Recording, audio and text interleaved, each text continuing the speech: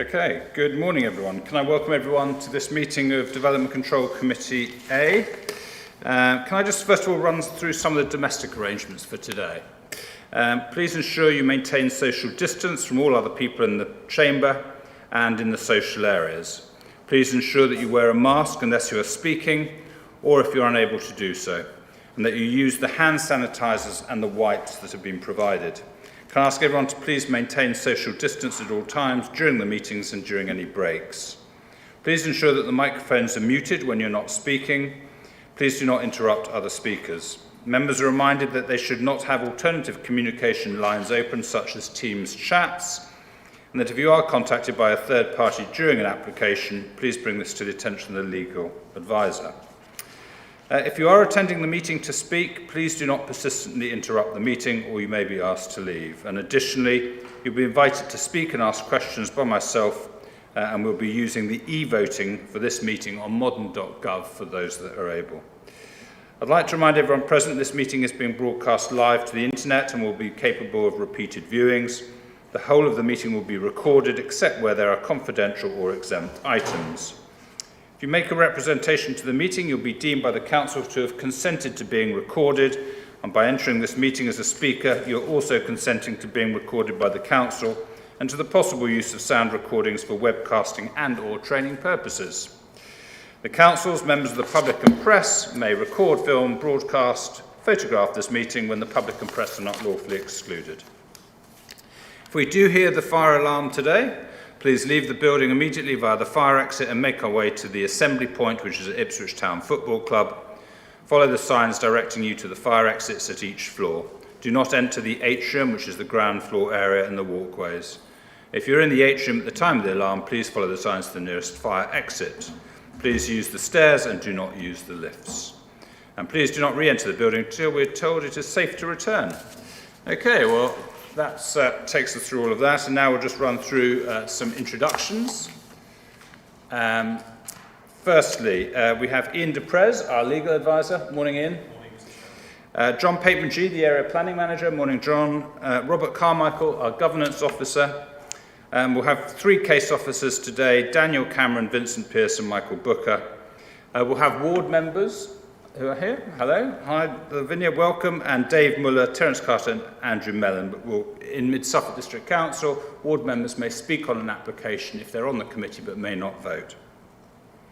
Okay, so we'll move straight on to the agenda. Agenda item number 1 is apologies for absence and substitutions, please. Do we have any? Thank you, Chair. We have apologies from Councillor Tim Passmore, and Councillor James Carson is substituting for Councillor Passmore. Thank you, Chair. Thank you very much. Do we need to receive any declarations of pecuniary or non-pecuniary interest by members? Yep. Yes, thank you, Chair. Item 7C, the applicant, Mr Peter Worthington, is a tenant of Cedars Park Community Centre. Although the centre is owned by Mid-Suffolk District Council, it is run by Cedars Park Community Interest Company Limited, which I am the Chair.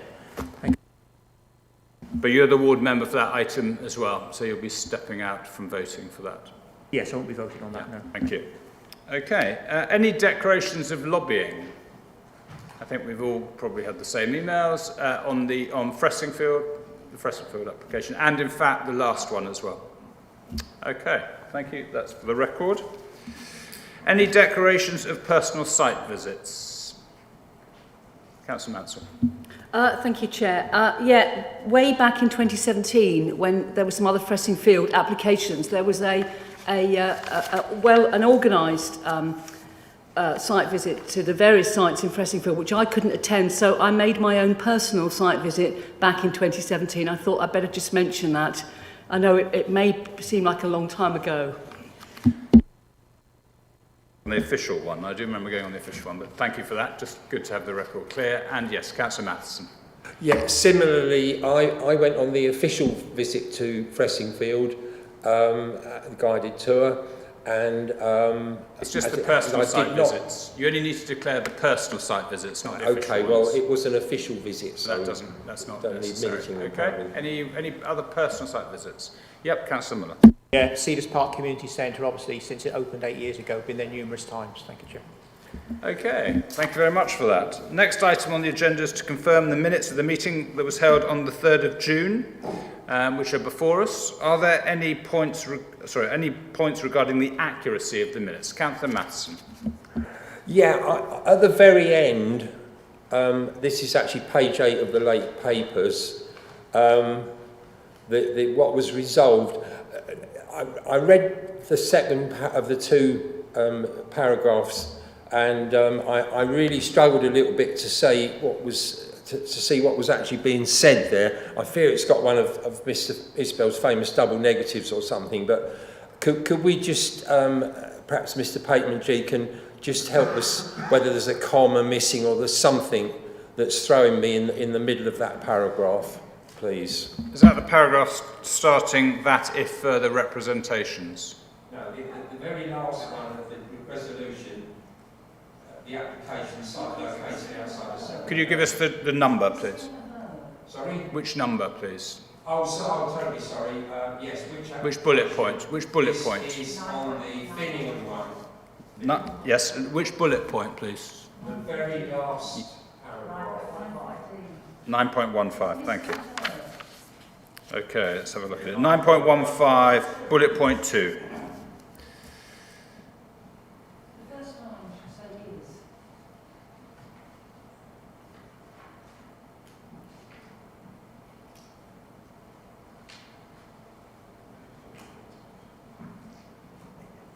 Yes, you see, it's the not Yeah. held to comply, not held.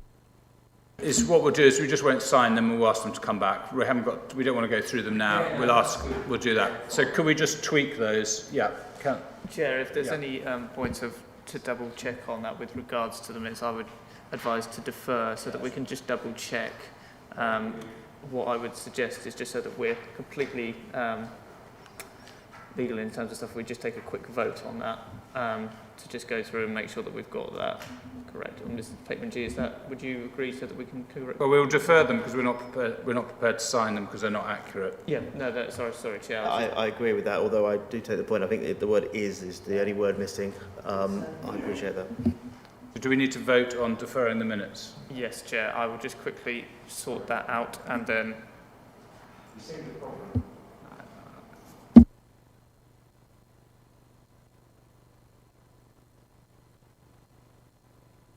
So we have to vote on deferring the minutes. Yes, Councillor Mansel. I think that there should be the word is between the word site and located on the first line, and that's all that's needed, and then it makes sense. Well, yeah, but I think we need to just listen to what was played back and get it. I'd rather do it that route rather than just make alterations now.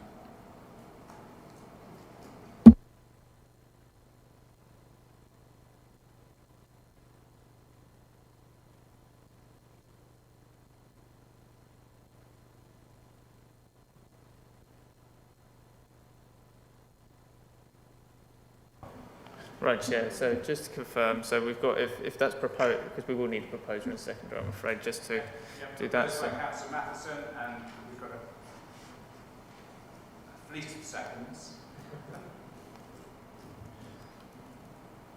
Thank you, Chair. So with that in mind, I will now start the vote on mod.gov.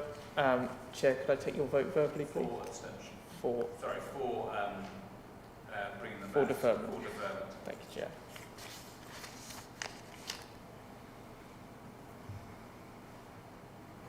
And Councillor Field, could I take your vote verbally, please? For deferment. Thank you very much, Councillors.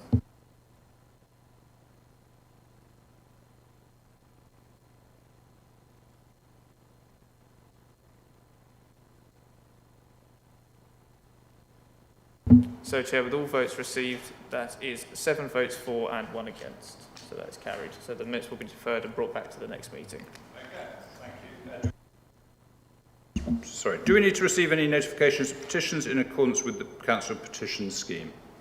None received, Chair. Thank you. Okay, so we're going to move straight on to the schedule of planning applications. But just for the record, planning application DC 1905741, the Ivy House in Stradbroke, has been withdrawn by the applicant and so will not be decided today. We have notified the ward members and the parish council as well. I don't think there's anything else to add to that, is there? No. Okay, thank you. So agenda item 7A is the land west of John Shepherd Road, Fressingfield, DC 1905740. I'll now hand over to the case officer, Vincent Pearce, to take us through the application. Thank you, Chair. Good morning, members, ladies and gentlemen. Chair, is it okay if I remove my jacket? Thank you. So, as the Chair said, we're looking this morning at outline planning application, all matters reserved, up to 27 dwellings on the site land west of John Shepherd Road in Fressingfield. Usual proviso, this presentation is merely meant to supplement the contents of the report. Fressingfield at the moment is designated as a primary village in the adopted local plan, but going forwards in the joint local plan it becomes a hinterland village, which is lower down in terms of the scale of the settlement hierarchy. So going forward the emphasis will be on some housing for local need. You'll notice from the report that Fressingfield Parish Council objects, as does SAFE, supporters against Fressingfield expansion. There are other objections, but I draw your attention to those two in particular. Main planning issues in this case, I would suggest, are the neighbourhood plan, which is made and adopted for Fressingfield, the identified housing requirement for Fressingfield in the joint local plan, planning policy generally, the council's 5-year housing land supply position, housing delivery, and then in no particular order, countryside, landscape, heritage, drainage and highway impacts. Just to give you an idea of context, Fressingfield flashing red top right hand side, close to the border of Norfolk, close to the border of East Suffolk. It's within the far northeast of the district. More closely, it is surrounded by a number of small villages connected by a tracery of country lanes. The application site is shown here in red. The land in blue is also owned by the applicant, and as you can see, that disappears to the left and the top. So this nestles in the corner of a field behind existing dwellings. Aerial shot just to show you the context, and you can see a number of small fields that are completely enclosed by hedgerows. The site in question clearly is the one in red, to the northwest of Jubilee Corner, which is a point where a number of roads all come together with a tight bend. Because we can't do a site visit, I'll quickly fly you over Fressingfield. So the site in question is coming into view on the top left. That is John Shepherd Road, which would form the access, an existing estate road. And what you have, we'll zoom in and we'll just look at that field. As you can see, completely enclosed by mature hedgerow, part of a cluster of small fields.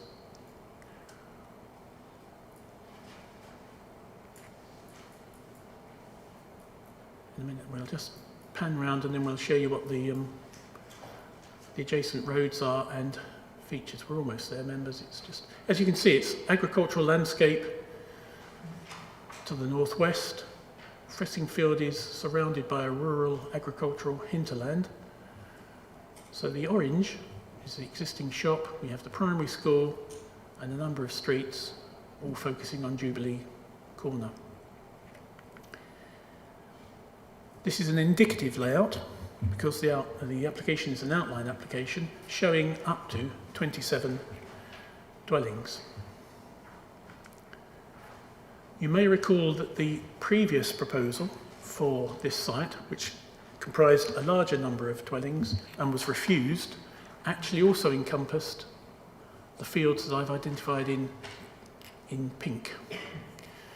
So this is a field closest to the edge of the existing settlement.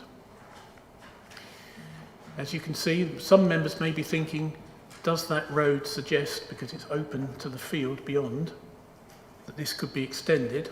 Well, at the moment, that would be an agricultural access if members approve this proposal. In terms of policy, I would draw your attention to the adopted neighbourhood plan, and particularly the limit for development that's been agreed for Fressingfield, which is around 60 dwellings. And this is important because what you'll see is that is the settlement boundary. That's the settlement boundary in the neighbourhood plan, and it is the settlement boundary in both the adopted local plan and the emerging joint local plan. The site itself sits outside of that. But the important thing to note here are the two red sites which are allocated in the neighbourhood plan for residential development. Within the JLP, the identified housing requirement for Fressingfield is 56. Actually, when you look at the planning permissions that have been granted recently in Fressingfield, there are already now 53 dwellings the subject of consents. That includes the two sites, the red sites that we looked at previously within the neighbourhood plan. So we are approaching the 60 set in the neighbourhood plan. So currently we're 7 short of the 60. Remember, the actual phrase is around 60. So at the moment, if each one of those represents a dwelling, what we're looking at is currently 7 below the 60. What would happen if this application was approved? It would take it beyond the 60 significantly. Although I think, Chair, you said the next item is withdrawn, what I've done here is just add on Stradbroke Road, Post Mill Lane, which is subject of forthcoming appeal. That was refused for 18 dwellings. But the significant point here is John Shepherd Road, ignoring the others, represents a 33% excess beyond the 60 within the neighbourhood plan. So if you took around 60 to be, say, 10%, that would be an extra 6, so that would be 66. We are beyond what could reasonably be considered around 60.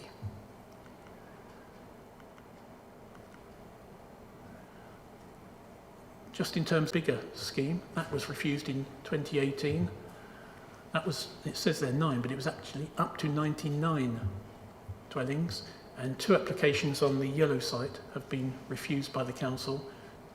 First one for 24 dwellings, next one for 18 dwellings. So there is a consistent approach in Fressingfield with this committee for developments that exceed that 60 threshold. In terms of access, you would come off of the B1116, the black dot, you would go through John Shepherd and into the development. Residents in John Shepherd are very anxious about the additional traffic and the impact they may have on the street. But my answer would have to be the Highway Authority has not objected, and actually John Shepherd is built to a standard, an adoptable standard, that could take significantly more development. So we're not suggesting impact on residents from traffic as a reason for refusal. It wasn't a reason for refusal in the previous proposal either. The scheme does come with some suggested highway improvements, which were also proposed on the larger schemes. This would involve essentially a different coloured surface around the bend on Jubilee Corner with some coloured chippings, some modest pavement widening on the south-west corner of that junction, and a crossing point for New Street. It's simply a raised table. The Highway Authority have supported these improvements throughout development proposals in the last 3 years. They continue to support that as a highway improvement. In terms of residential amenity, we've looked at traffic in John Shepherd, but the point to note is this is the sensitive boundary. This is the one closest to existing residents. And in terms of this plan, a number of those back-to-back distances are below your required standard of 25, so they're at about 14. But what we don't know is they could, of course, be bungalows, in which case your standard would be compliant. So all I'm suggesting is, at the moment, we should not take this illustrative layout as anything other than illustrative. It definitely shows 27 dwellings could be accommodated on the site, but some of those might have to be bungalows, or that layout would have to be adjusted to avoid back-to-back relationships. You can see some of those are side-to-back, which would be acceptable. Also, we'd have to be very careful that if members approve this scheme, any development close to that hedge could imperil the well-being of that fine hedge. In terms of drainage, members will recall that the issue of drainage in Fressingfield is a major issue for local residents, for the parish council and for SAFE. You will recall, those members that were here for the last proposals when we considered this, that on heavy rainfall occasions, the foul water system overtops. The manholes in Cretfield Road pop out of the ground, and you get a mixture of surface water and foul water flooding the road and the beck. In terms of what this development is proposing, I just flag up, here is the existing surface water system. What is proposed is surface water to be held in an attenuation pond and released back into the existing surface water via a brake, hydro brake, that you can see at the top of the screen. Now, whilst this is outlined and we don't have the full detail, the principle is that the water output would be regulated, and on that basis we don't have objection from Anglia Water, and we do believe that a solution ought to be possible to handle surface water from the site. But if we now look at, that is the existing foul network. What is being proposed is a new connection. So that black connection would connect from New Street around the edge of the site, through the site and back out at the top, and reconnect to the existing system. So you may say, well, what's the advantage of that? It's still taking that foul sewage back into the existing system. Well, potentially. So this is the foul sewage would go north and back into the existing system. But what it potentially allows is for the flow to be attenuated. So it could be taking some additional flow out of New Street from this development, and it could be attenuated to be released back into the system when there was less risk of flooding.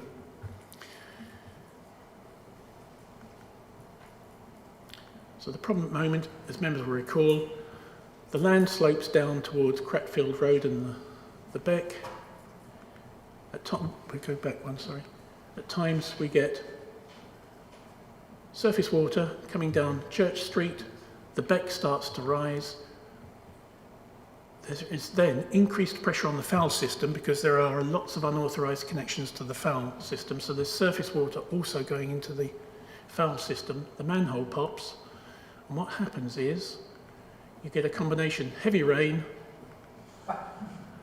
you start to get Cretfield Road starts to flood, the beck then starts to flood, and the manhole in this position and other positions pops, and then you start to get foul sewage coming out to mix in with the surface water. Anglia Water do not object to the proposal. Consistently, they have not objected to development in Fressingfield on the basis that the foul system has adequate capacity. The problem is that there are unauthorised connections taking surface water. Our position is we have not used this as a reason for refusal. We did previously, and the inspector had no sympathy with the council's position, saying it was a drainage matter, and as the drainage authority had not objected, and as there is technically capacity, it isn't a matter for us as the planning authority to be concerned with. That is now our position following that appeal, and I think we had a case recently at Whirlingworth where there was a similar issue in Whirlingworth and members decided not to refuse it on drainage grounds. Heritage, there aren't heritage issues with this one, unlike the previous scheme, because by setting back the development into this one field, it is sufficiently distant from the two listed buildings to cause harm in the view of our own heritage officers.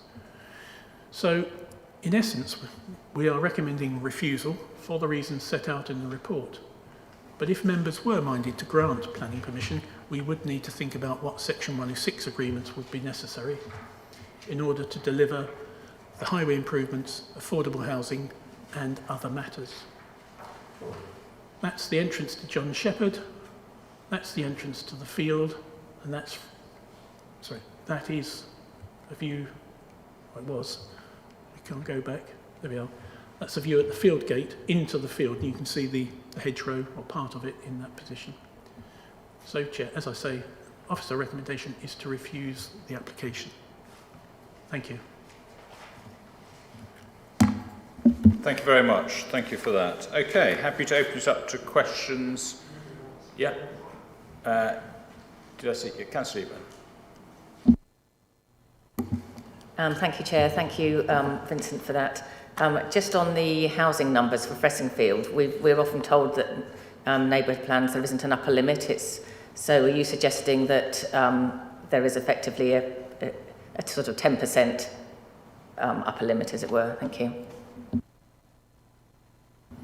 No, I'm not suggesting that. What I'm saying is because the wording in the neighbourhood plan actually uses the word around, my rule of thumb might be, well, what would around mean? It's not scientific, it's not set out in any plan, it's my own thinking around what might around mean. And I would say 10% either way. But this smashes that completely anyway. So I wouldn't want that necessarily to be used as a precedent in other cases. It is my own personal view of what does around mean. That hasn't been tested anywhere.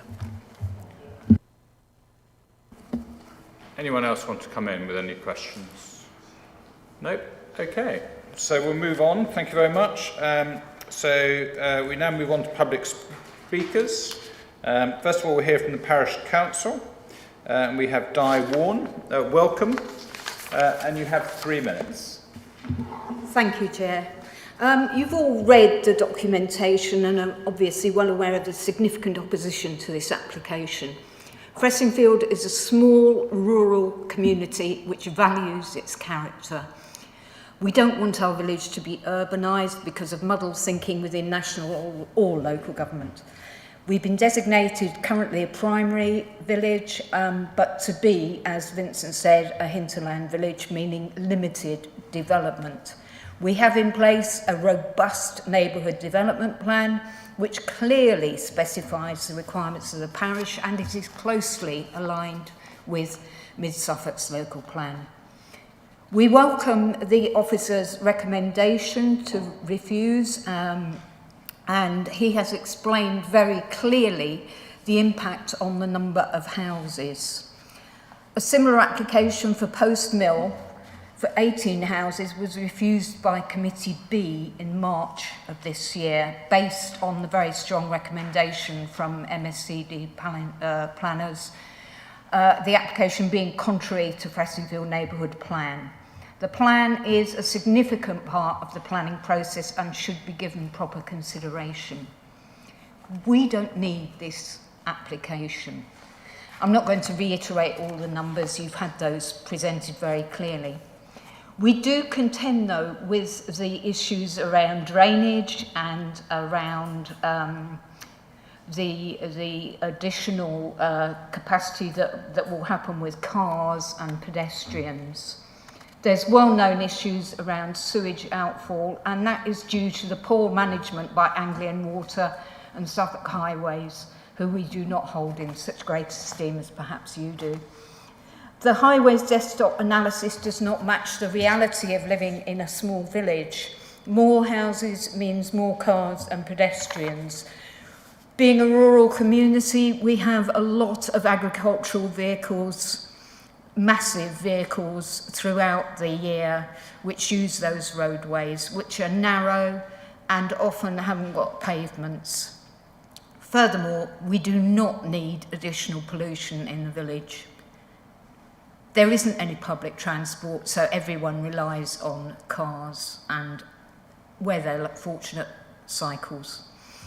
There's considerable opposition from members of the parish about this application, and no doubt you're going to hear a lot more from SAFE. We urge the committee to refuse this application. Thank you. Thank you very much. Any questions at all for the Parish Council? Yep, Councillor Matthissen. Yeah, you've heard the planning officers stating that we're recommended to not try and use the foul drainage problem as a reason for refusal anymore. And I have a village which has a very similar problem. In fact, I wondered whether because you can see that's the government, the inspectorate that is imposing that. Have you written to your MP about that? And various other people as well. Councillor Mansel. Thank you. I'd just like to ask, have either the Parish Council or the Neighbourhood Plan Group had an independent survey for highways and drainage as part of the process of creating a neighbourhood plan? We have... Could I just ask you to turn... it's been turned. Yeah. We have used, or rather SAFE have actually had an independent review done. We have also introduced ourselves as a parish council speed indicator devices to gather data more accurately. Prior to the neighbourhood plan, we had to rely on highways information. Can I just come back? So maybe it's a question I should ask SAFE then, that you haven't undertaken, asked an independent highways company to do a transport assessment or a drainage assessment? We haven't, no. Costly. Thank you. Any other questions at all? Okay, we'll move on. Thank you. We now move to an objector. I'd like to invite Mr. John Castro. Welcome. And again, you have 3 minutes, please. Good morning. I'm John Castro and I represent SAFE. We strongly oppose this development at John Shepherd Road and support the LPA, which after legal advice agree that the made, recent, well-supported NDP is of overriding importance, even without the new local plan. This view is supported by answers to questions asked on our behalf in the House of Lords. They are material considerations. The NDP allows for 60 houses in the next 15 years. This application fails the NDP as it is not in a designated development area and it's outside the settlement boundary. If approved, as you've already heard, it overshoots house numbers significantly. The local plan will reclassify Fressingfield as a hinterland village capable of limited growth. 53 houses are already approved but not yet built, and 80 approved houses in the adjacent village of Weybread, which uses many of Fressingfield facilities, will aggravate sustainability. Key infrastructure issues which make additional development unsustainable are the absence of public buses in Fressingfield, minimal local employment, poor green credentials because of lack of footways, no cycle routes, and therefore an over-reliance on motorised transport. In the village, we have continuing non-serious road traffic accidents because of narrow roads and poor sight lines, and considerable on-road parking. Crash data only relate to serious accidents with police involvement. As a result of this, in January 2020, SAFE commissioned a road safety study with 104 respondents, and 84% of the villagers felt unsafe when walking in the village due to poor visibility and speed. In the last 2.5 years, there's been 18 well-documented episodes of sewage egress, with sanitary material in the roads, footways, and people's gardens.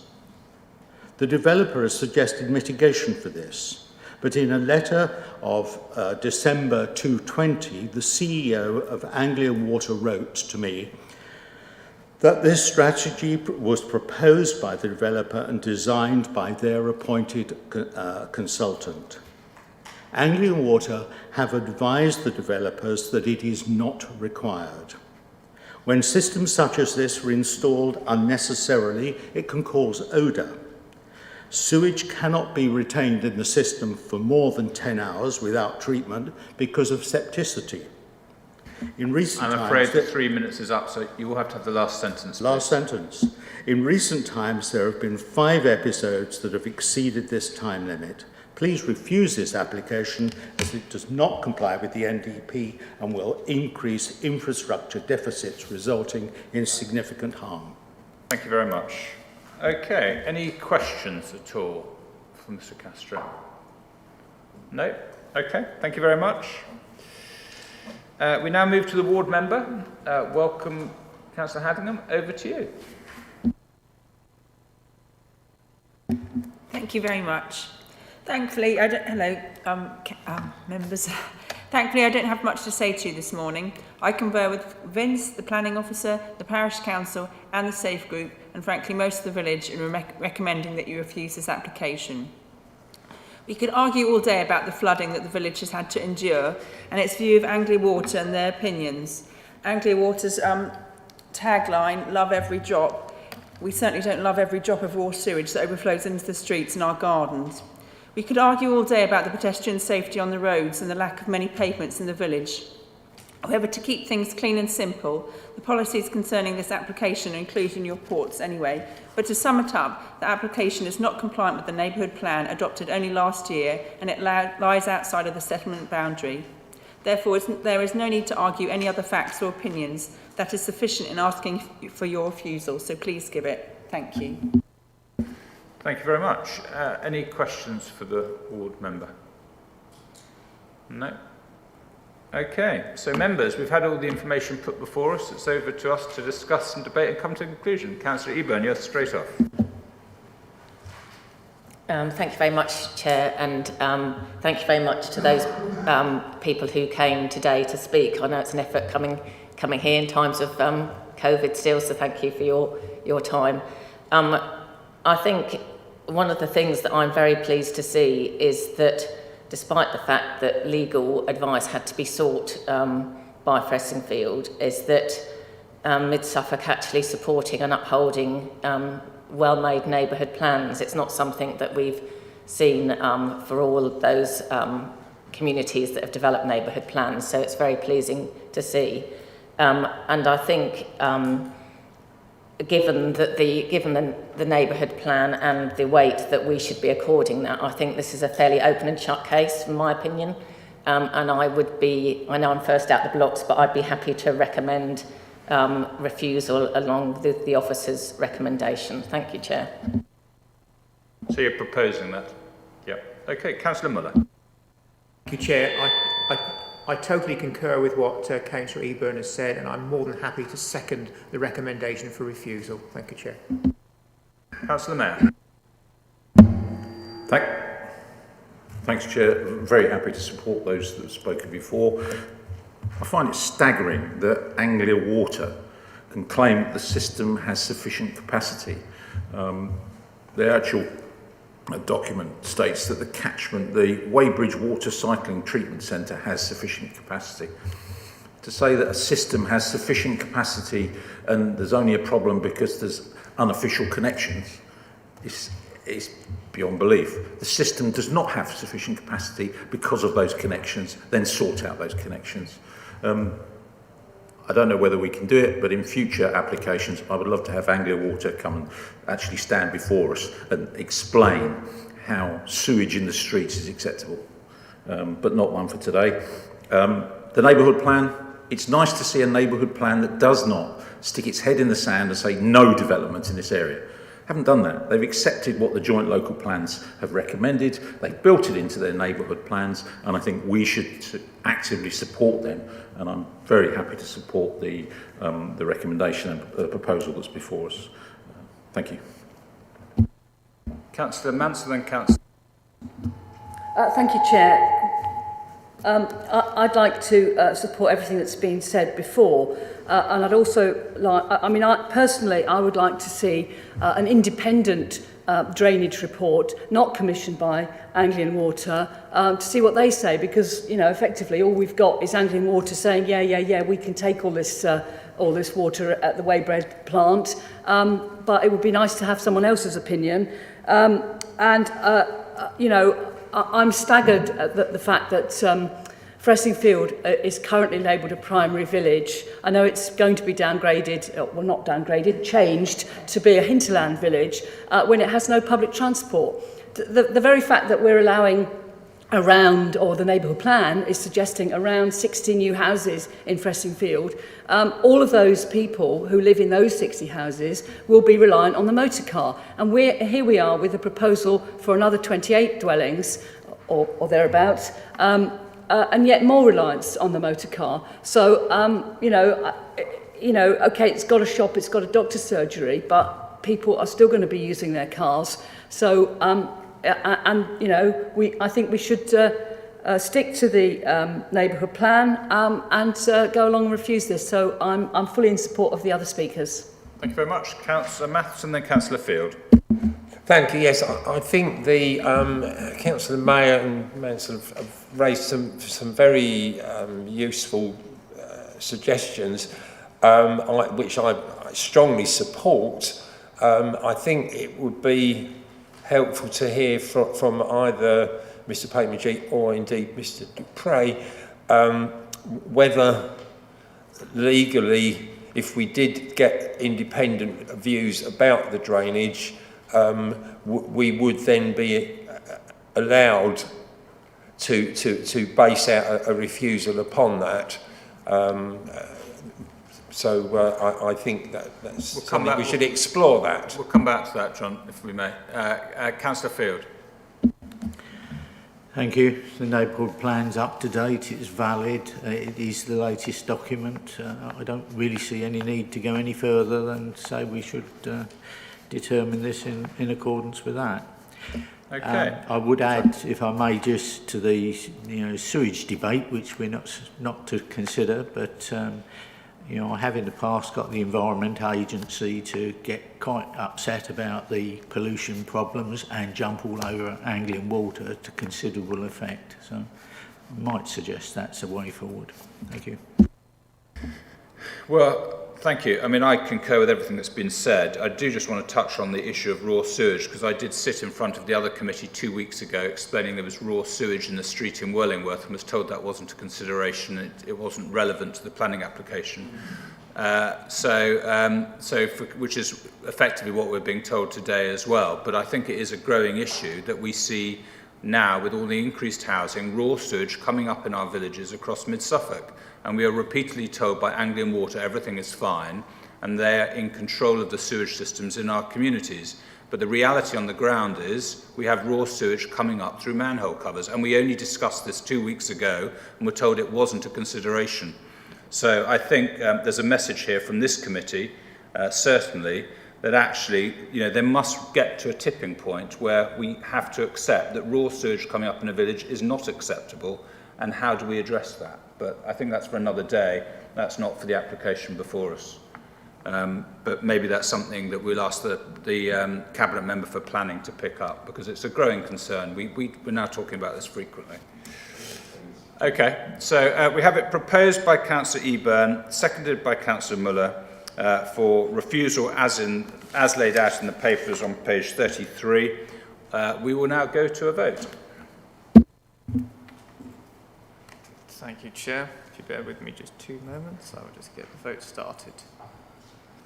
So, members, if you could please go to the plus sign in the top right-hand corner of today's agenda, and then go on the subsection on attendance/voting. There it will bring up the vote shown in a light blue colour. Councillor Hicks, can I please take your vote? Refuse. 4 refusal. So that's 4. Thank you. 4 refusal. Councillor Field. For refusal. Thank you, Councillor.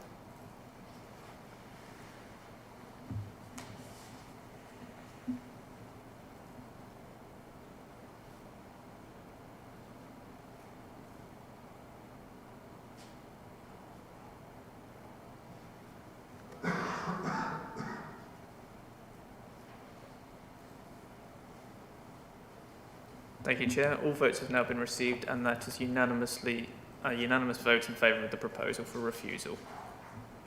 Great, thank you very much for that. Okay, so we'll now move on to the DC 19-05741 land off Stradbroke Road in Fressingfield, and again hand back to Vince Pearce to take us through that application.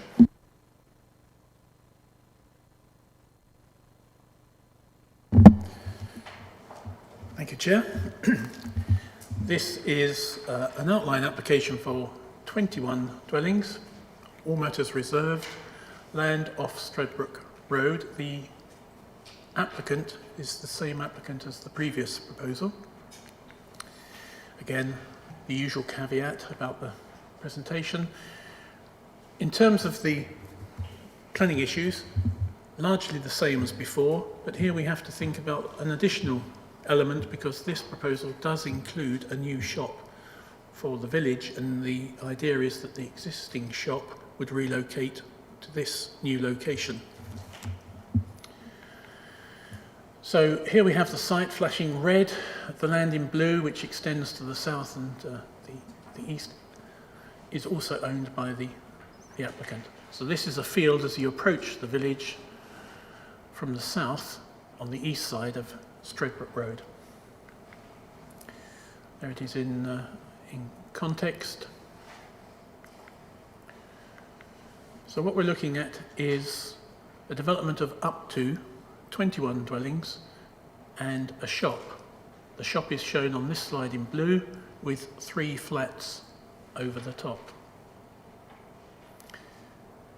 It is a combination of open market housing and affordable housing, and includes a couple of self-build plots.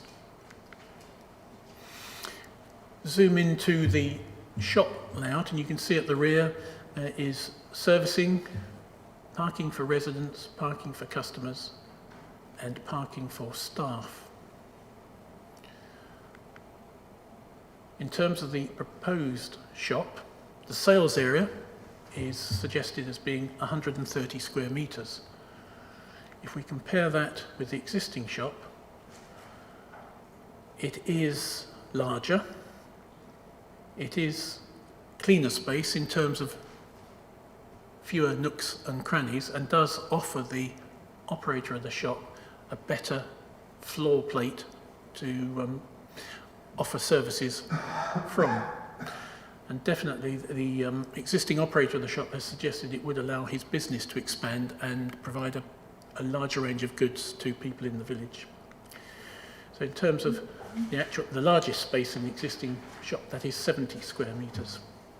Now, one of the issues with this location, as you've heard from the parish council, is this is in New Street where there are no footways. So when service vehicles access this unit, they're parking outside, and to some extent that does reduce the amount of road available for other users. That includes tractors, cars, and pedestrians. If we now go back to the proposed shop, you can see that the actual manoeuvring space for service vehicles at the rear is within an area that would be used by customers, residents, and staff. It is quite a tight arrangement, but this again is an outline application, and these are illustrative plans. In terms of crude parking calculations within this illustrative layout, there is a definite deficiency in parking spaces. Now, because it's an outline application, we potentially could remedy that with an adjusted layout, but presently there doesn't appear to be sufficient parking within the space that's available. In terms of which is the better location in terms of accessibility for people within the village, they are probably equally accessible in terms of the catchment that's within 300 metres walking distance. Again, as before, we're in the territory of the neighbourhood plan and 60 dwellings as the max. Here I've reversed it, so now you're looking at the Stradbroke Road proposal, and again you can see that there is a significant increase beyond the around 60 that's defined in the neighbourhood plan. That gives you an idea of the cumulative impact. Here it is a 23% increase in its own right beyond the 60.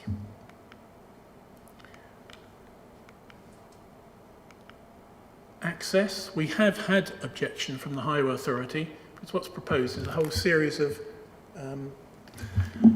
dropped curbs and individual access points to dwellings and to the shop and its parking area.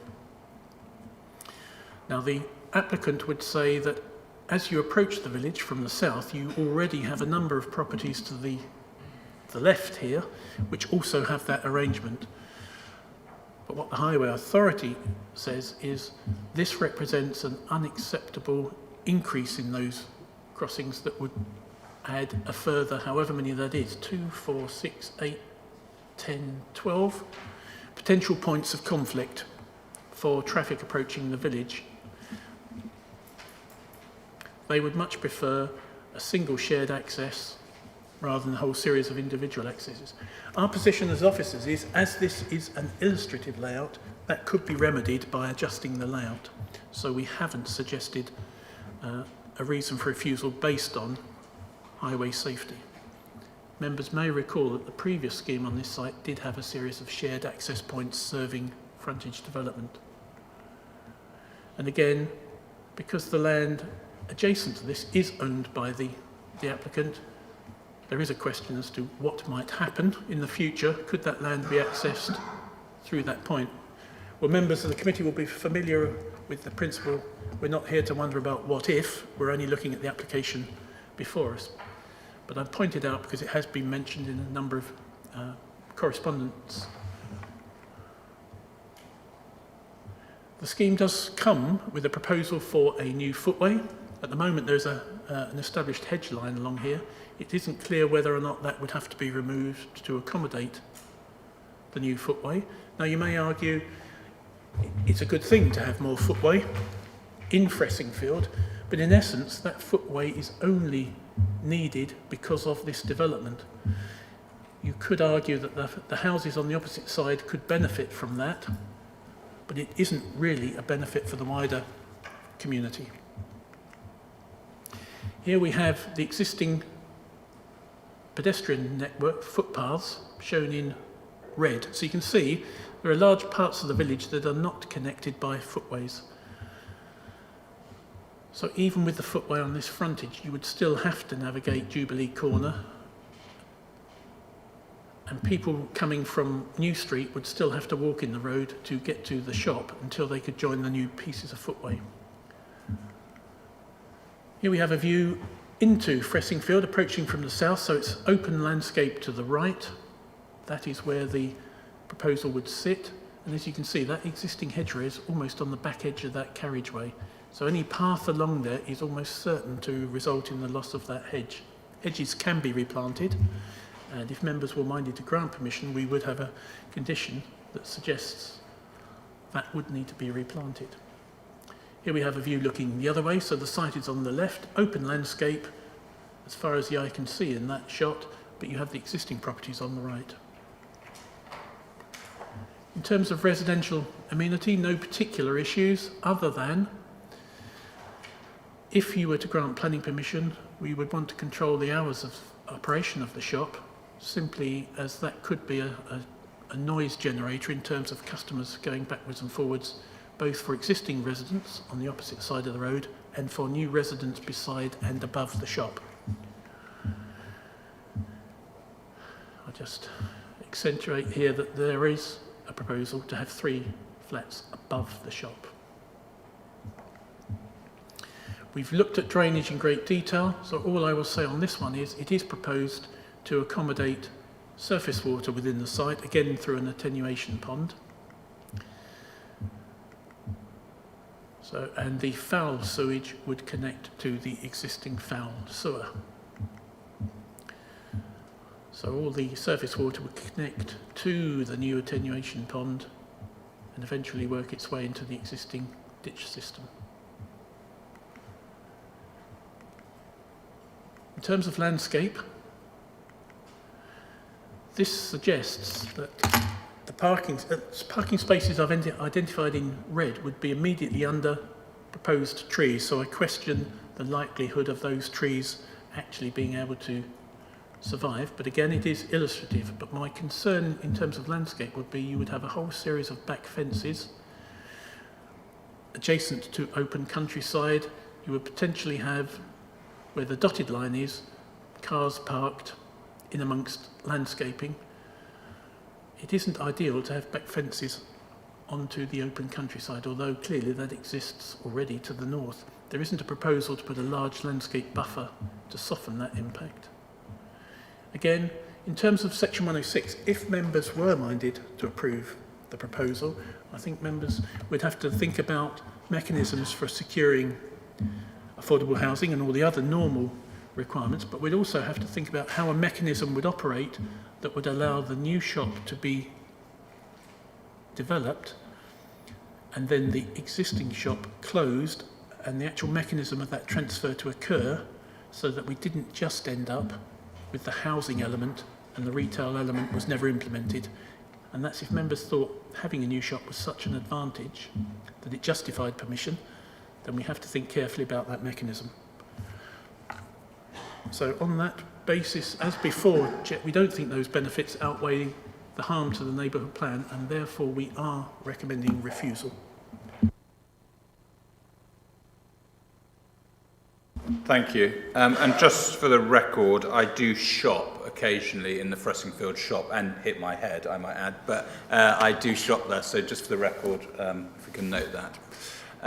Yeah, Councillor Mansel, then Councillor Matthissen, then Councillor Meyer. Thank you, Chair. Could I just ask if the Fressingfield neighbourhood plan says anything about retail premises in Fressingfield?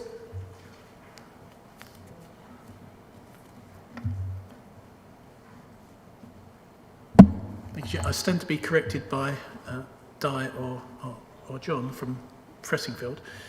Certainly the shop is seen as an asset and they want to keep it, but I can't recall a policy in the neighbourhood plan that actually promotes a new site for a new shop. I don't think there isn't one. So we'll come back and yeah, Councillor Matthissen. Yeah, a couple of minor points. We don't actually see exactly how many affordables are being offered here. What's the tenure of the flats over the shop? And also, you did say that the surface water drainage was in the site. It's actually in the applicant's ownership, which isn't quite the same thing. But thank you. Thank you, John.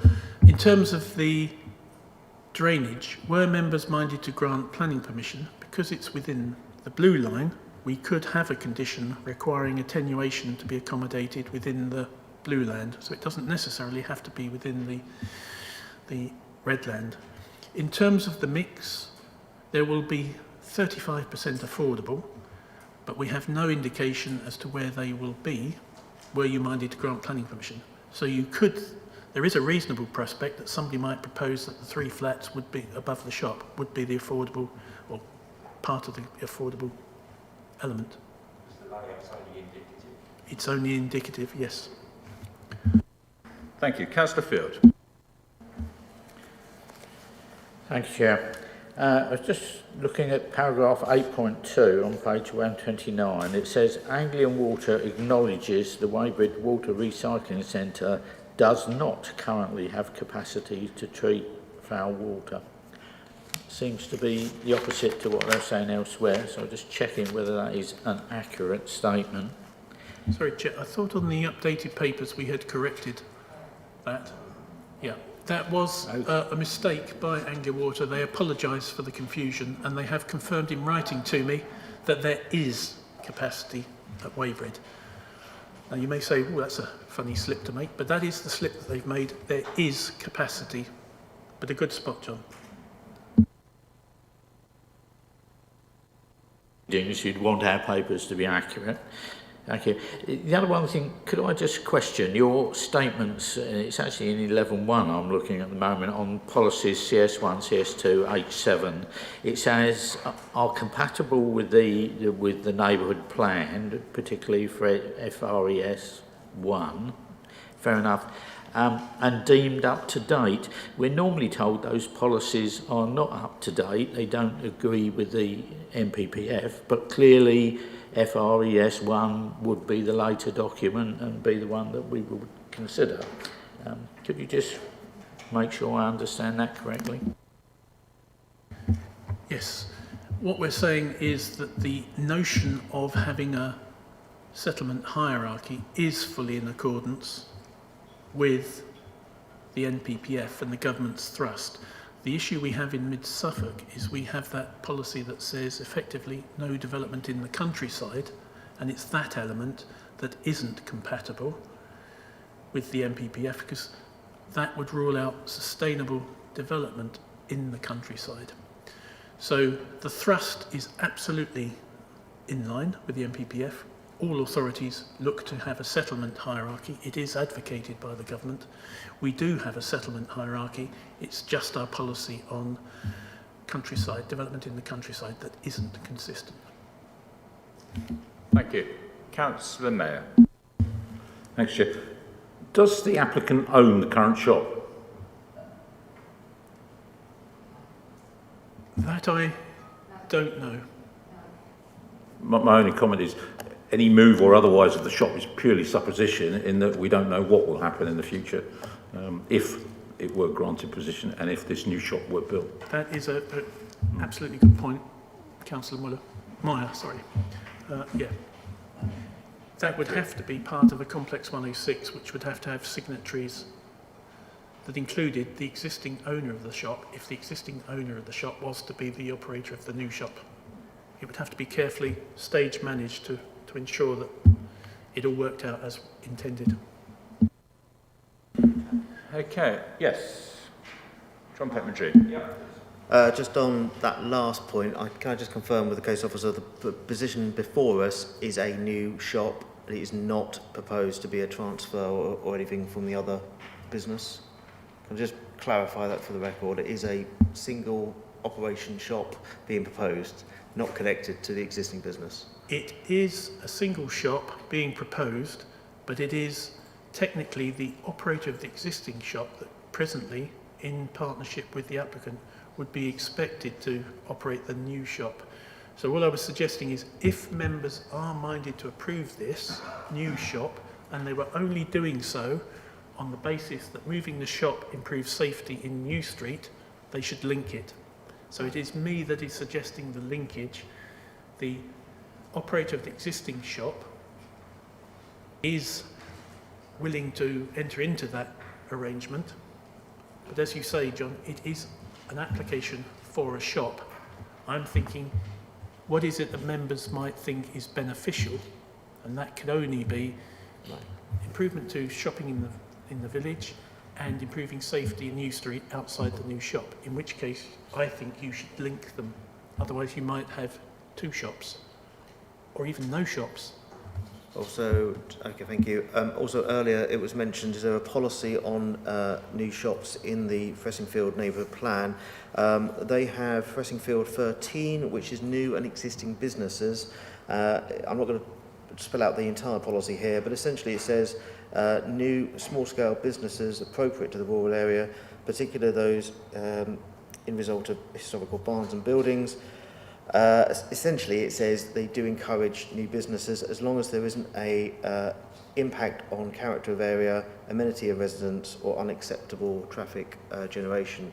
But there is a policy that picks up, because it says businesses, that retail is a business, and so you could argue that it gets picked up with this policy. Thank you. Thank you. I don't have any other. I think I've got Councillor Matthissen.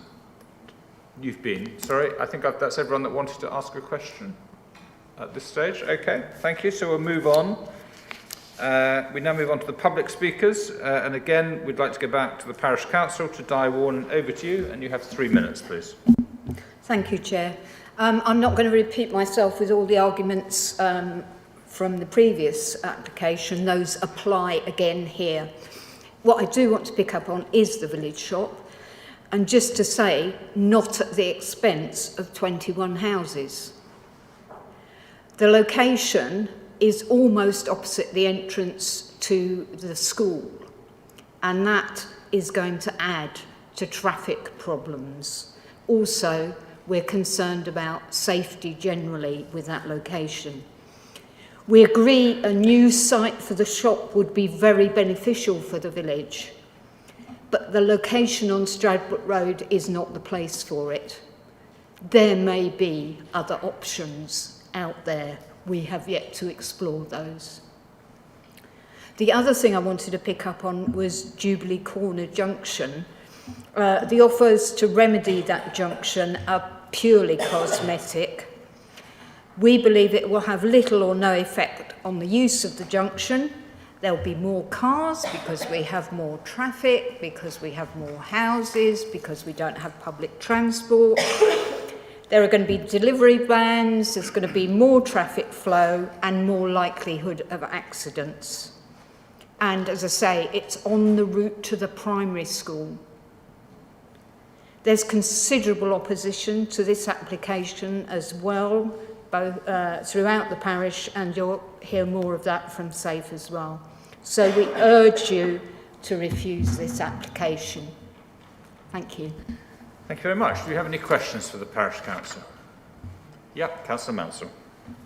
Thank you. I think John Pateman-G has answered my question about the retail premises thing in the neighbourhood plan, but I just wondered whether the neighbourhood planning team had considered any sites in the village that might be suitable for a shop. Unofficially.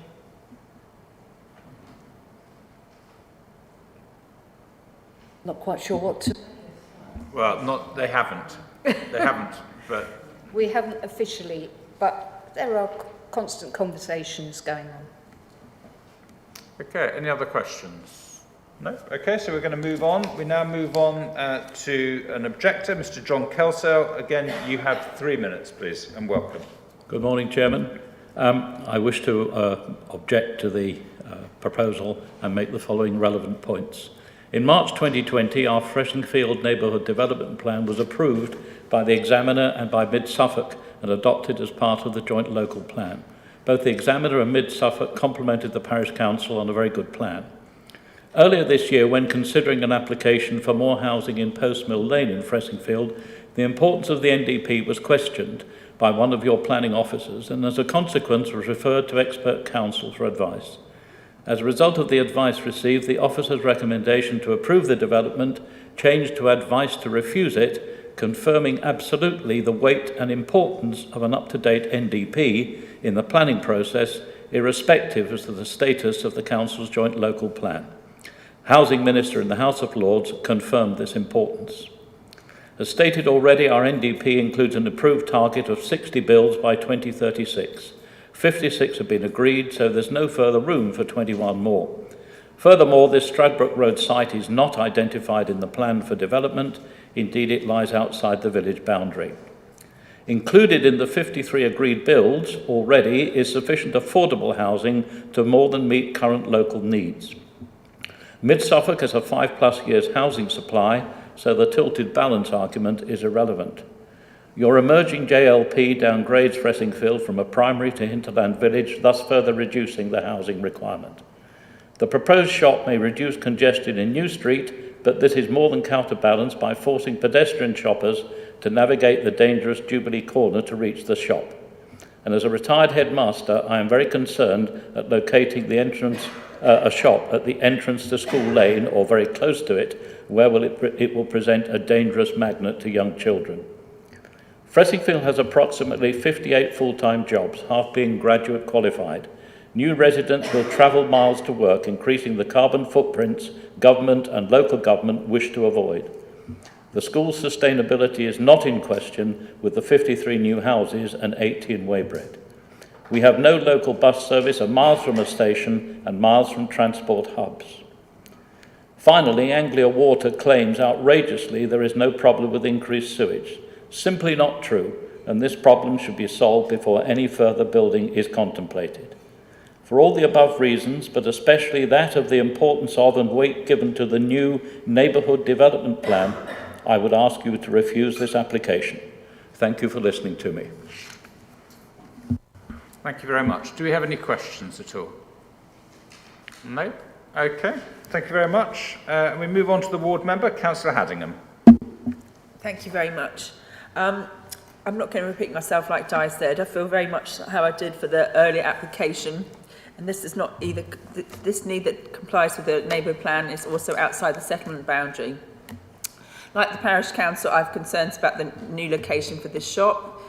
Is it any better than the already, possibly inappropriate place where the shop already is? It's up for debate, really. That neither of them are in ideal locations, but it's not worth the housing, and so I urge you to object this application. Thank you. Do we have any questions for the ward member? No? Okay. So discuss, debate, and Councillor Muller, straight off. Thank you very much, Chair. Having listened to everything that's been said, I recommend we propose to refuse this application on the officer's recommendation. Thank you, Chair. Thank you. Councillor Mansel. Thank you, Chair. I'm quite interested in the shop in Fressingfield, because clearly the existing site of the shop is not in the best location, and they are struggling. They haven't got a lot of space. It's difficult to access. There's no parking. We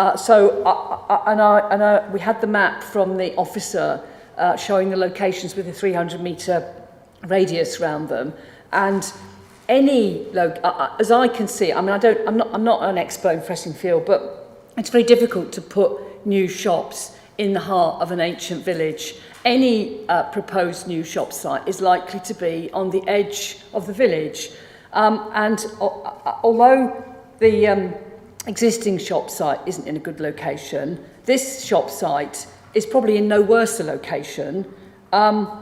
But is it any better? I don't know. I'm not an expert in the village, but I am a bit concerned about the fact there isn't enough parking, because if you're going to put a new shop and there's not enough parking, all you'll end up with is a string of cars along that road opposite the school. The parish council saying they don't want a shop if the price is 21 houses. Unfortunately, in this day and age, if you want a shop, you're going to have some housing as well, I expect. It would probably be quite difficult to get a developer to put a shop without any housing, but that's for another matter. There are lots of things I don't like about this application, though. I don't like the fact that they've all got loads of little accesses, and I'm not convinced that you could fit 21 dwellings in there without having more than one access. Living in a village where regularly the local shop gets huge, great lorries delivering to it and manoeuvring around the car park, and our village shop car park is an awful lot bigger than that one, and it causes chaos. So I think when the delivery to that shop happens, it's going to cause complete and utter chaos in the car park. Although I think it's interesting that this development does propose a shop, it doesn't fit with the Fressingfield neighbourhood plan, so I'm quite happy to second Councillor Muller's proposal. Thank you very much. Councillor Matthissen. Yeah, I thought it would be useful. I'm not going to disagree at all with the proposal, but I thought it would be useful if we could just look for a moment at page 178, which is the Anglian Water response to consultation on this, and to just carry forward the discussion we started about the problem of foul water. What it says is that it is in the catchment of the Weybred Water Recycling Centre that will have available capacity. Now, the point surely really is where the capacity is missing is in getting the foul sewage from the various sites in Fressingfield over to Weybred, and this all perfectly parallels the problem which I mentioned earlier that I have in my ward, where there is available capacity in Finborough, but how do you get the sewage there? That's where the problem lies. And so I think that I just wanted to illustrate and pick up that particular wording as part of what we will need to explore on another day. Thank you very much. Councillor Mayer. Chair, just following on from that point, I find that statement totally unacceptable and would urge officers, should we get further applications for this area, that if Anglia Water have chosen to ignore a known problem and not even acknowledge it in their response, we should challenge that. We should ask them to make a comment about that known problem. They're just sticking their heads in the sand and we're allowing them to get away with it. It's unacceptable. Yeah, I won't go through it now, but Councillor Stringer at the meeting 2 weeks ago brought up a very good example as to the problem that we're in as an authority, and every authority is in, that they have a statutory role versus a private role, and so they will always say there is capacity in the system because it's their responsibility to lay on greater capacity. It's a statutory duty. That's the problem we're at, but yeah. Okay, any other points of discussion before we go to a vote? Yes? Just briefly to say that I would be supporting refusal of this, and just to add to the Anglia Water debate, I've been in discussion with the chief executive of Anglia Water for over a year now, and each month he says, I'll give you an update at the end of the month, and that slips another month and another month, and we've got the same issue in my village where gardens are regularly covered in sewage, so it'd be fantastic if the district council could get Anglia Water in front of us, or in front of the, you know, they'd have to be protected somehow. But I mean, it would be it'd be good if the district council could help out its local communities in really pushing Anglia Water to deliver what they should do for their communities. Thank you, Chair. Okay, thank you. So we'll now go to a vote. Based on the recommendations that have been proposed by Councillor Muller, seconded by Councillor Mansel, as laid out in our papers on page 132, over to you, to the Governance Officer, to take a vote.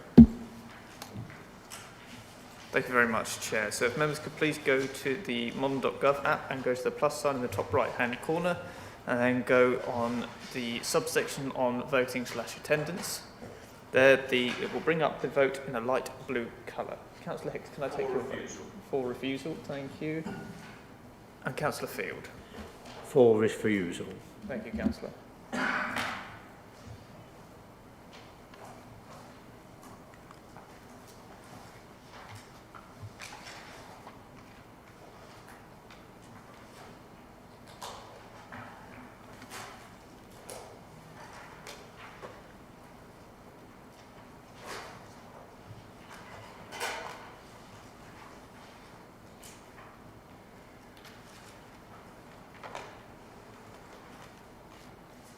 Thank you, Chair. All votes have now been received, and that is a unanimous vote for refusal. So the motion is carried. Thank you. Thank you. Now, we've got a couple of options, members. It's up to you how you want to play it. So we did give a guarantee, because there was an application withdrawn, that there are two applications that are not coming till 1 o'clock. So we can keep going and get the application, then take probably a relatively long break. Or we could break now and come back at 12:15 and deal with that application. I'm relaxed either way. Yeah. Yeah, I'd like a short break now. If Should we take a break now? Yeah. Then come back at 11 o'clock, knock out the next application, and then have the lunch break. Yeah, we'll do that. So we'll re-meet at 11 o'clock. Thank you.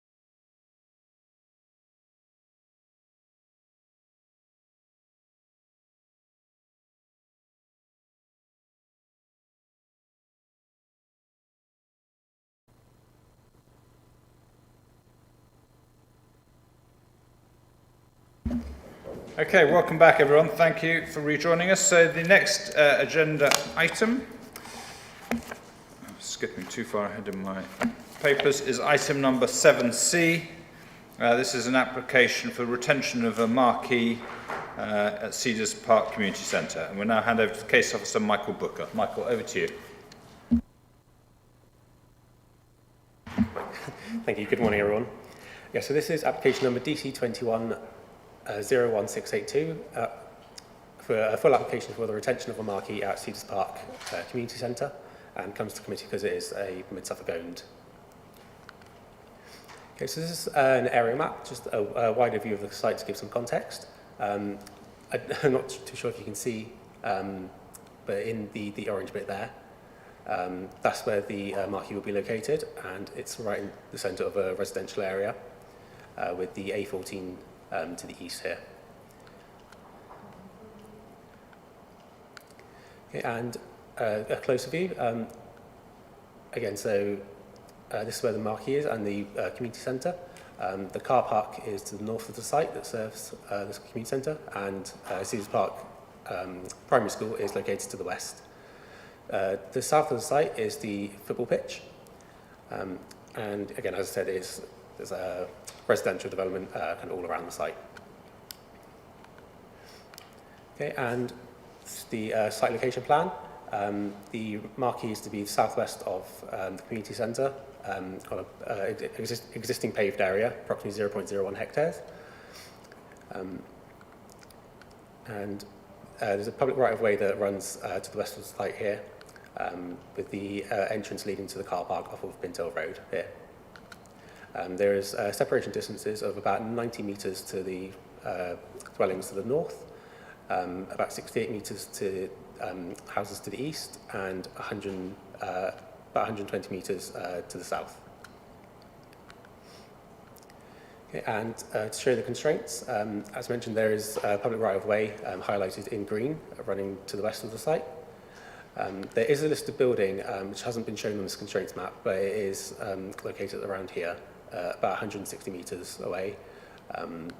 But the proposal is not considered to impact the setting of this building. And there are no other constraints on site. Okay, so the marquee is already up and existing in use. You can see it's located on the existing paved area here. It's a single-storey height and about 6 metres in width and approximately 10 metres in depth. It's a steel frame structure with just a typical marquee covering, reflective of its use. And again, just showing the site in relation to where it is in the community centre, with the fence here that leads onto the football pitch. So the marquee will be used to serve the aviary, provide additional seating in light of COVID restrictions and for events, and also provide a cover for weather when there are football matches. And this is the outlook from the marquee looking over the football pitch, and you can see the dwellings in the background. And the recommendation is to approve, subject to conditions which have been outlined in the late papers. Thank you. Thank you very much. Can we just, for my benefit, just run over hours that the building could be used and the hours that the marquee could be used? I know in the late papers the recommendation has been changed around how long the marquee will be there. Just cover those off again, just so we're clear. Sorry, so the site has an existing music licence from 10 a.m. till midnight. And it is proposed that in the condition that the marquee will be used between those hours as well.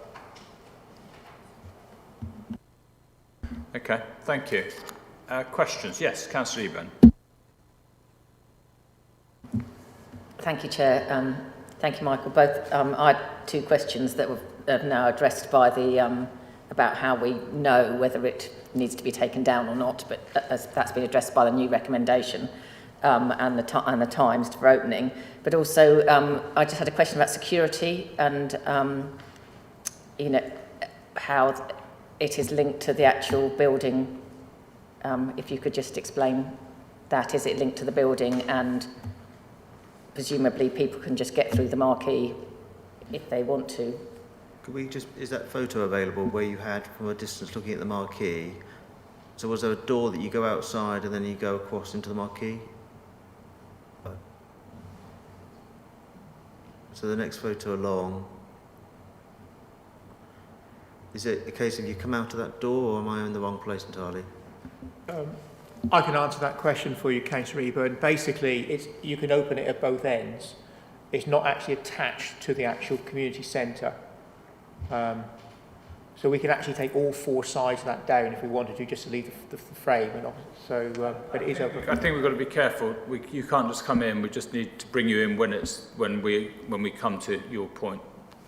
Just to keep that clear. Yeah. Can I come back if I may? That the what I don't understand is if young people are playing football and it's raining, can they just go and sit in the marquee because it's raining? Is it just open to general public use because of it can't open, be secured, as it were? As a marquee, you have no fix. You can change obviously the material, so you can have openings anywhere. Obviously, in this case, you've got two sides that can open quite easily. There's no restriction from people coming off the pitch going straight into it. Councillor Mansel.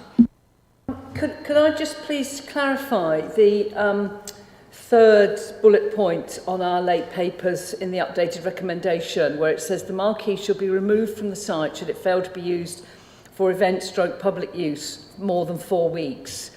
Are we saying that because it's a tent, if there aren't any bookings for it for a 4-week period, it comes down and then it goes back up again? Or are we saying if it hasn't been used for 4 weeks, even if it's not been used by a footballer sheltering from the rain, does it come down and never come back up again? Is this a permanent application, i.e. forever, or is it a temporary permission that we're talking about? You're quite correct. It is actually exceedingly difficult to work out a condition with something like this that's workable. Ultimately, you're dealing with the use of land. The marquee on top can come down and be put up. So it is the use that we need to rephrase that to be the use of land shall cease if it's not in use for the event more than 4 weeks. On that? Because clearly the use of land is if there wasn't a marquee on there, it's a patio area for the community centre. So presumably it's always in use as a patio area as part of a community centre land. So how can you say it's a change of use, because it's still part of the community centre, isn't it, as a patio? And if there was an event in there in the summer and there was no marquee there, presumably people could come out of the centre and stand out there and drink their beer or whatever they do at a community centre. Can I just follow up on that, following on from that, and just see, could we change the recommendation to actually not about 4 weeks? Because I think during COVID, then they would have had to have taken the marquee down because nothing was used for 4 weeks at the height of the pandemic. So wouldn't it be better just to give a temporary 5-year permission that then comes back in 5 years' time or something like that, rather than saying 1 month not used? Could you just comment on that? The proposal that we've been given is for permanent use of the land and for the marquee to be put up and down as many times as like whenever they want, forever. That is the proposal before us. If we are looking at saying that's not acceptable, for whatever reason we're saying that's not acceptable, I'm not quite sure what the harm is here, we've not identified any harm, ultimately we could restrict it to a 5-year permission, say, and then gives them the opportunity to come back if necessary after that 5 years. But that is not the proposal before us, so if you're going to go down that road, I would ask that we have delegation to agree that with the applicant, because it might not be what they want to propose. Councillor Eburn and Councillor Mansel. Thank you, Chair. I think it's being tied in knots, because obviously lots of community centres, pubs or whatever have put up marquees during COVID and are using them and are now thinking, oh great, we've expanded our undercover area, well let's keep them up forever. And is that now going to be the case here, which it sounds from John Pateman-G's response that it is. But equally, if it say it hasn't been used for 4 weeks, you take it down and then you get a booking for the next day, they go, oh, quick, we've got to put it up overnight. I mean, it doesn't make sense to me, and it would cause a huge effort for the people at the community centre to take a massive marquee down, pay for that to be taken down, to put away somewhere, and then 48 hours later or less than that, they put up again. I just find it very confusing, and I really would like some clarity. Thank you.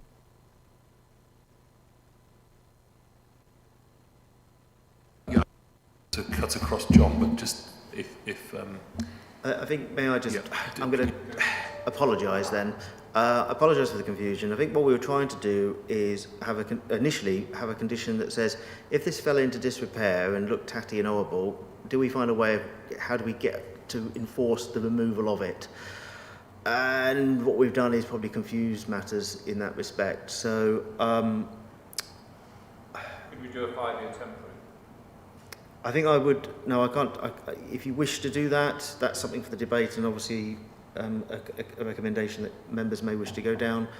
Ultimately, I think that the best I can do at this moment in time is withdraw that condition recommendation, and I will leave it to members to debate what may be appropriate, if any, restriction. I've got Councillor Mansel, then Councillor Matthissen. I was going to make the same point that Councillor Eburn made about the fact that it might not be used for 4 weeks and then it's used the next day, and that's just a ridiculous condition, but I think that's been covered. We'll pick it up in debate. Councillor Matthissen. Yeah, I was just going to suggest that we worked our way through all the public speakers and got to the ward member, who's uniquely well placed to advise a little further on what the intentions we will be, are. Of course, we do that as we always will. Soon.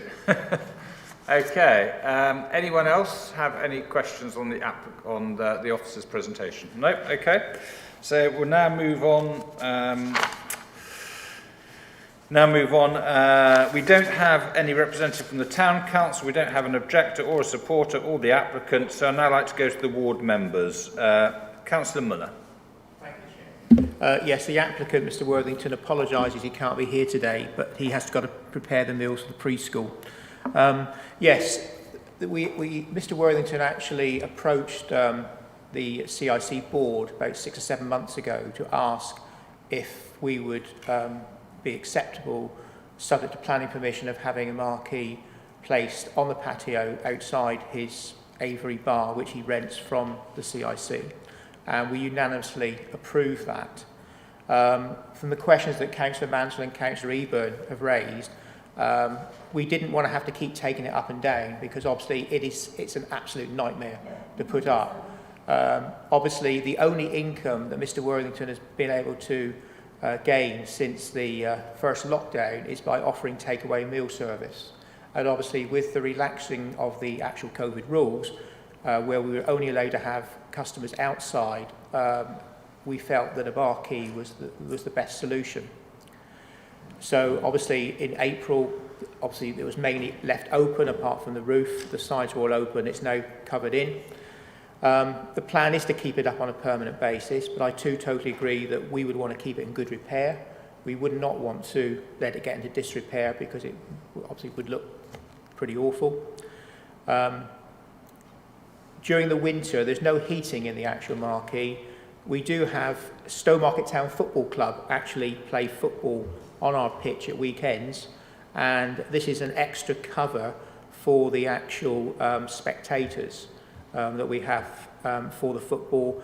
During the current season, it's just used as obviously extra outside space, because the inside space, if anyone is familiar with the Avery bar, it is very, very small, and to comply with COVID rules, you could not get many customers inside. It's proved incredibly popular with residents who have used it. The Cedars Park Residents Association fully support it.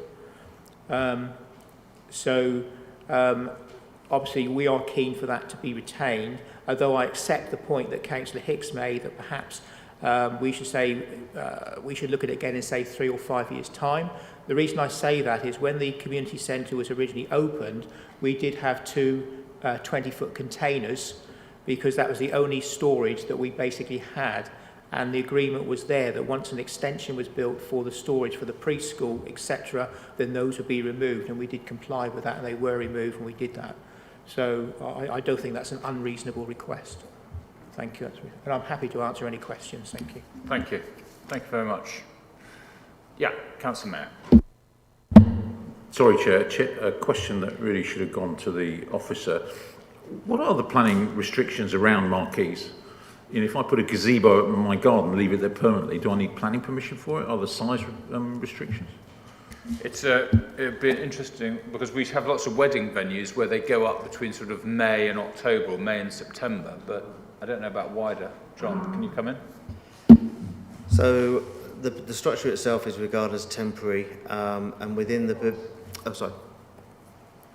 So the structure is regarded as temporary in the provisions of the General Permitted Development Order, and I recall it's going to be 21 days, or you might be able to correct me. You can have basically 21 days a year of putting the use up, but after that you would need further consent.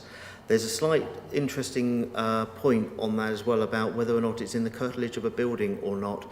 And if it's not in the curtilage of a building, you're okay, oddly, but if it's in the curtilage of a building, you need planning permission anyway. So there is temporary provisions. Most people, when they just put one up quickly, are within those temporary provisions.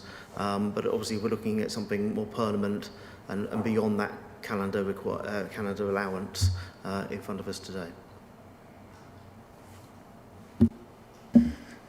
Okay. Any more questions? Okay. For the ward member?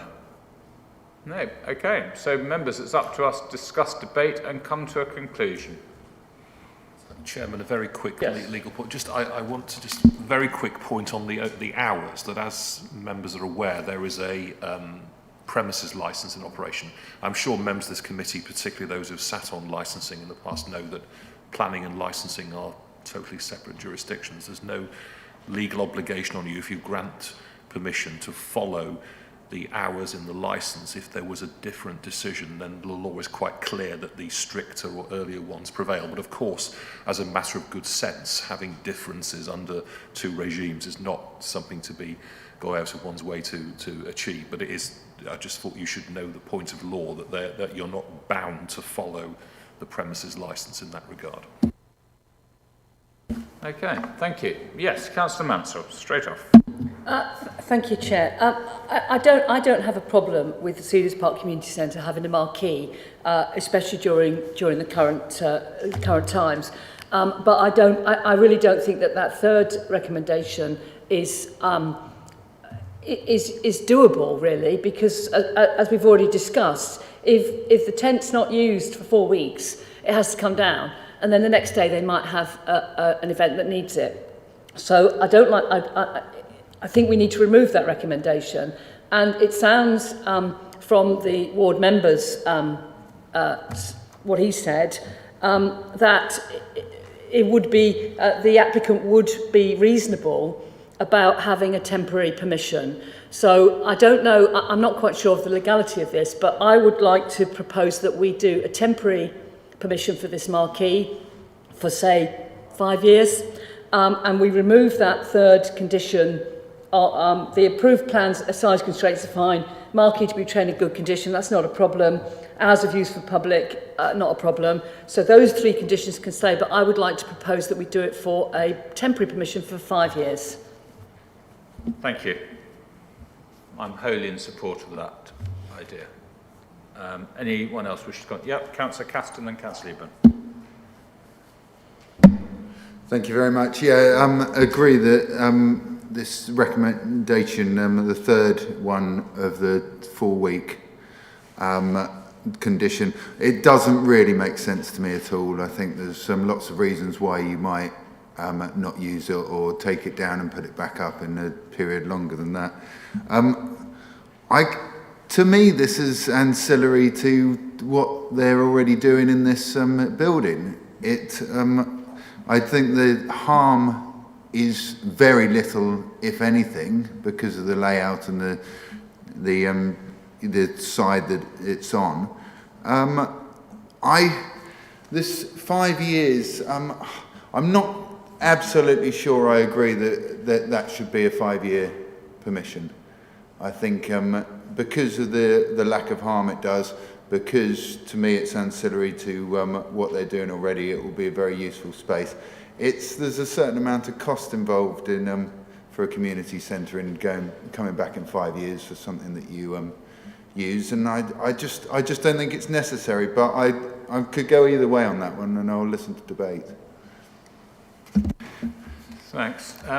We haven't got any other hands up. I mean, the reason I would go for the 5 years is only because marquees, by their nature, if they're out the whole time, after 5 years they get quite worn out, and I have experienced a marquee left up for long periods of time where the flapping noise starts irritating the neighbours when bits start wearing a bit. So I just think it gives a bit more protection to the community as well, but maybe I'm being overly zealous on that. Yeah, we've got some more hands that gone up. Councillor Field first. Oh, I'm sorry, you were next. Okay. Yes, I'm personally inclined to go along with 5 years restriction. I'm sure winter wind will persuade it not to stay up for much longer than that in any case, but that seems reasonable. It's a temporary building, and let's put a limit on what temporary means. As far as the other sort of restrictions there, I'm totally against trying to micromanage these processes. I feel you should rely on the good sense of the people who operate the community centre to do things that are reasonable. So 5 years I'll go with, micromanagement I don't. Sorry, Councillor Eburn, you were next some time ago. My apologies. Okay, thank you, Chair.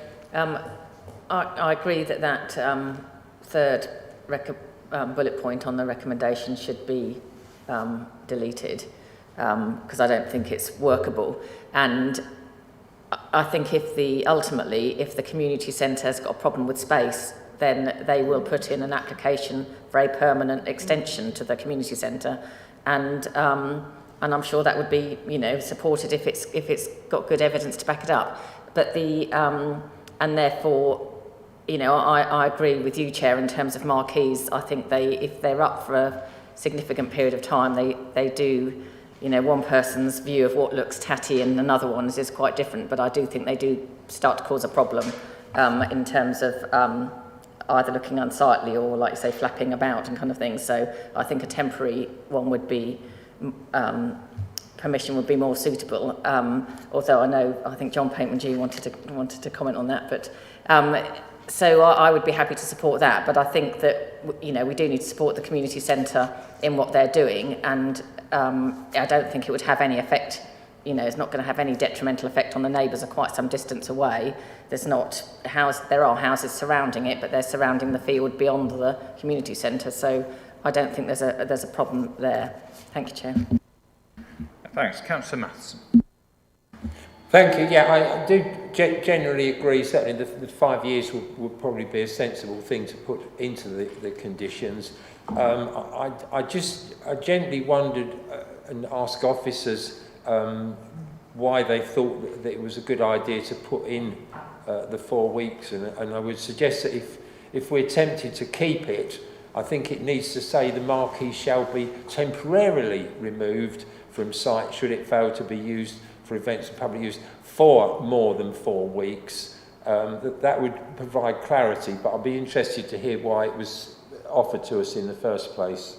Is it visual? Is it the sort of visual blot on the landscape kind of thing, or what?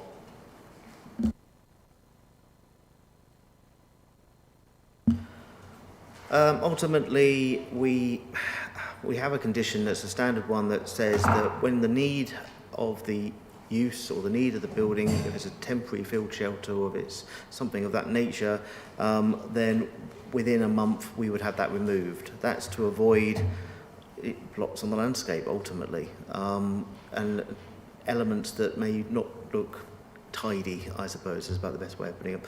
I think in this case it's a bit difficult to word it given the nature of the use and its association with the community centre. So, like I said, I think my advice now at this point would be to withdraw it entirely as a condition, because I don't think it's very easy to word or be enforceable, to be fair. So you'll have my apologies for that confusion, and we would like to seek to remove that condition if that's acceptable. Yeah. Yeah, thanks. Yeah, that's fine. I think the point about the good sense of the applicant probably applies as well, so happy with that. Yes, please, if I may, only partly to say, John's being very gracious as usual, but it's if anyone's to blame, it's me, because I advised in the run-up to the meeting that any condition that was imposed should be capable, clearly worded and capable of enforcement, and I was worried that a very general condition wouldn't be. But I think, yes, John is right. We either remove it altogether, we have it as recommended, which clearly some members aren't persuaded by, or we make it, if it were to be a temporary permission, we'd need to have a condition saying that. I'm sure John's aware, we can't just have it in the heading of the permission with all sorts of terrible problems have happened when you do that. But it's for members to decide what they wish, obviously. Thank you. We've got Councillor Caston next. Thank you very much, Mr. Chairman.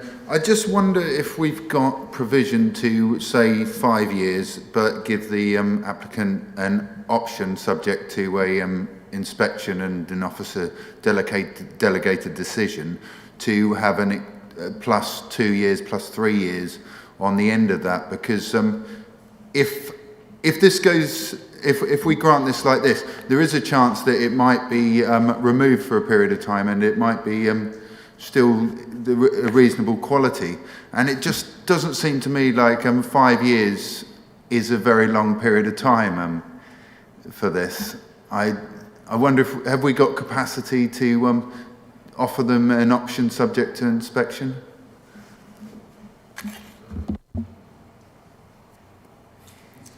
Obviously, the Section 106 agreement, John, I think, which we don't want really. For any condition to be applicable, it needs to be accurate, reasonable, necessary, enforceable. I think we start getting into variables of conditions of when it may be allowed to go on further and other elements. I wouldn't know where to start to write that to ensure that the tests of conditions can be upheld.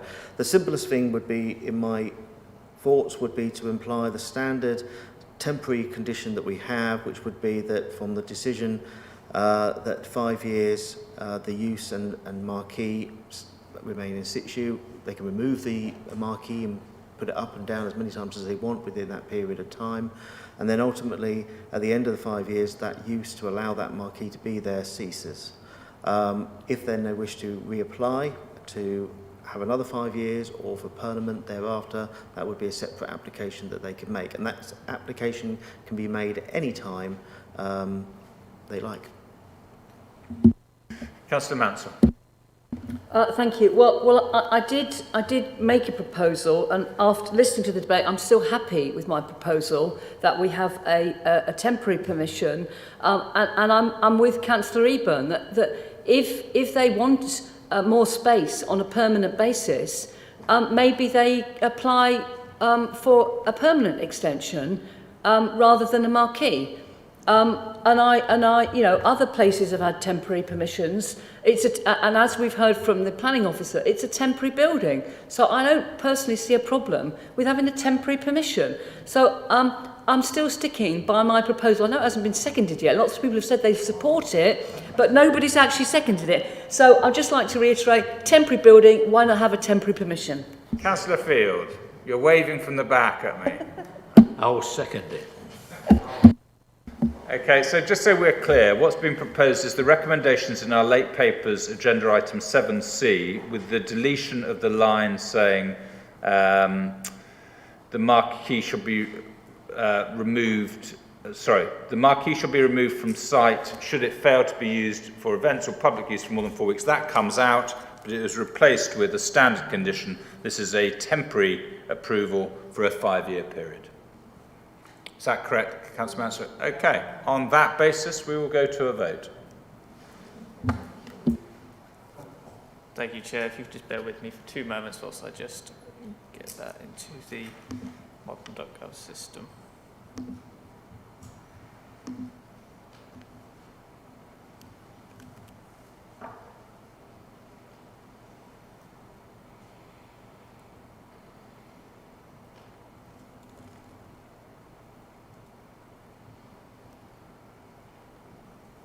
Right, so I have it as it reads that application DC 21 01682 be approved as detailed in the updated officer recommendation, but removal of a 4-week condition and imposing a 5-year temporary use. Is that acceptable to the proposed and seconder? Thank you. I'll now start the vote. So if members could please go to the modern.gov app and go to the plus sign in the top right-hand corner. There will bring up the subsection on voting and attendance, and the vote will be shown in a light blue colour. Councillor Hicks, can I please take your vote? 4. Thank you. And Councillor Field? 4. Thank you, Councillor.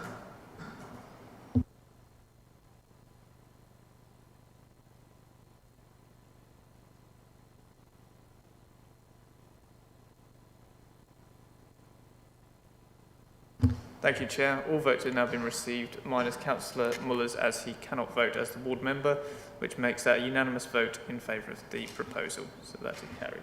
Lovely, thank you very much. Now, obviously, because the next application has been withdrawn, we have got a bit of a break, so apologies for that. So we'll meet back here. Can I say we actually meet back here at 10 to 1, so we can kick off at 1 o'clock sharp? Yes, Councillor Matthissen. Yeah, I just as a matter of interest, Chair, has it been withdrawn by the applicant or by planning officers for other reasons? Well, the email we had said by the applicant. It's by the applicant, so the application's gone. Okay. See you at 10 to 1. Thanks, everyone.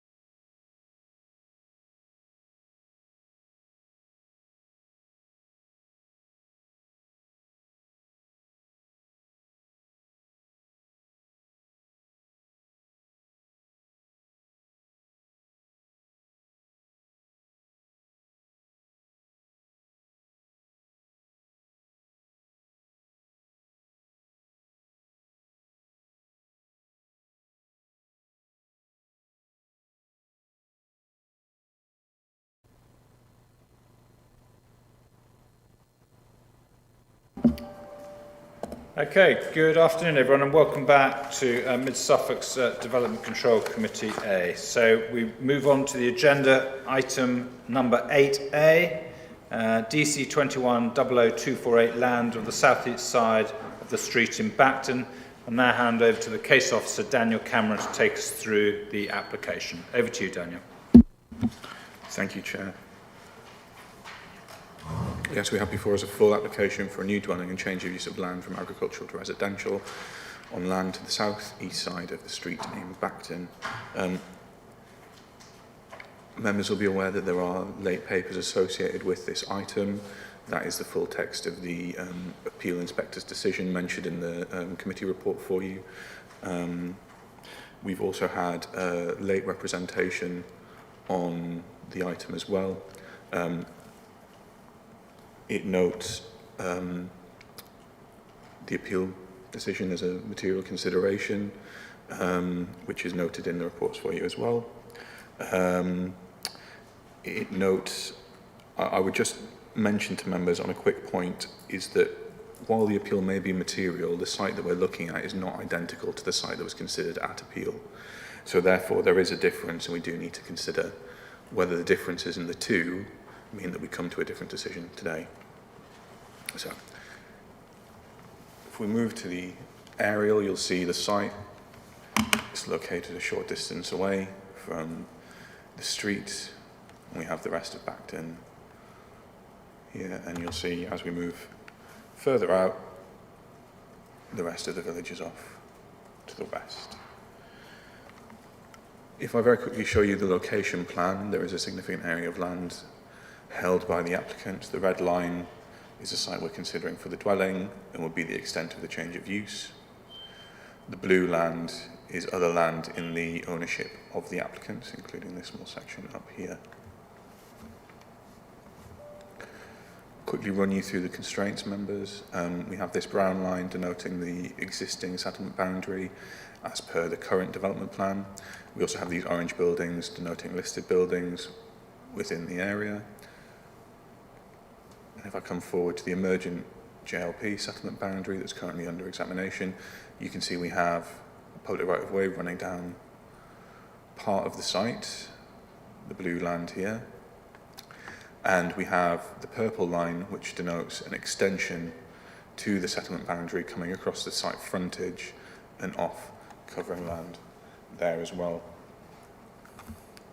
In terms of that, that is land that was approved for outline planning permission under application DC 1704991.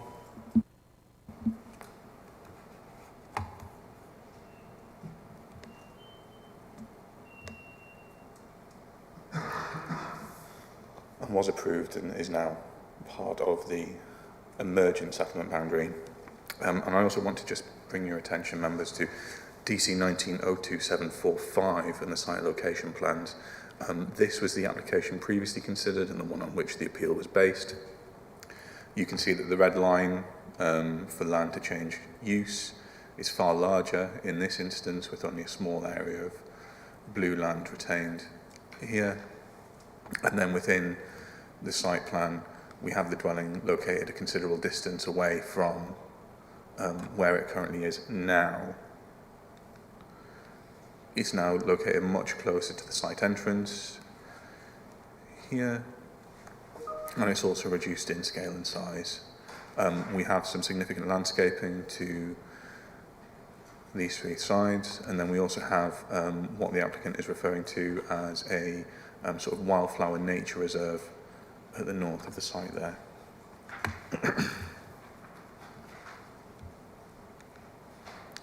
If we come on to the illustrative plan, you can see the extent of the landscaping in a slightly clearer way, members. And I'll quickly run you through the elevations and floor plans.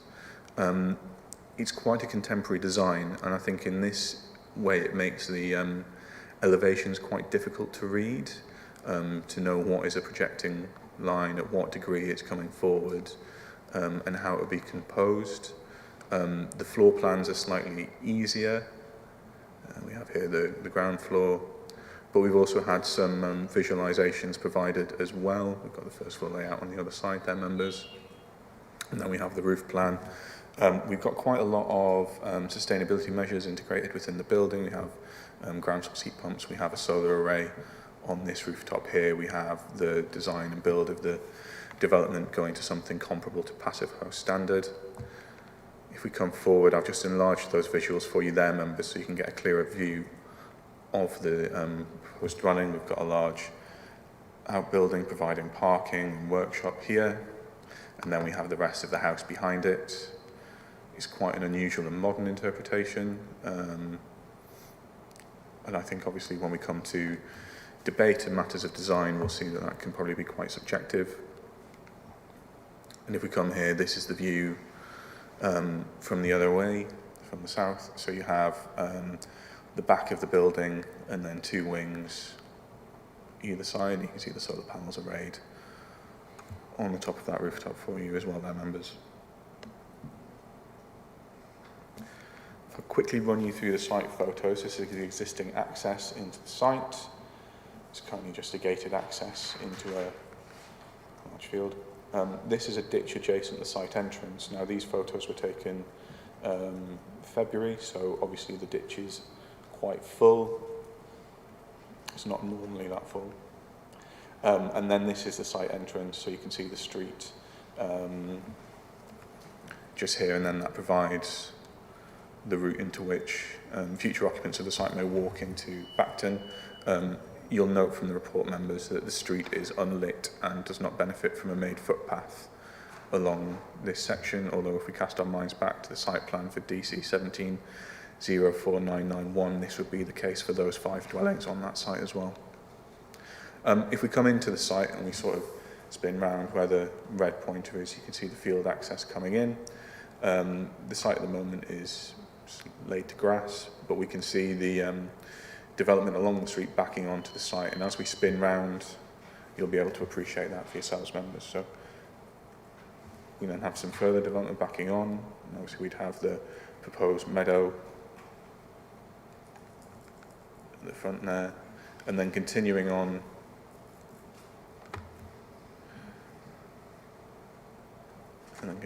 there. We obviously have this hedgerow to the side, and we have some planting to the other side, members, and obviously given that it's winter when the photos are taken, they're going to be at their sparsest. If we come round, we now transition into views of the countryside and obviously the rest of the land owned by the applicants. There is a small outbuilding currently on the site that provides parking for vehicles to keep the site and equipment to keep it.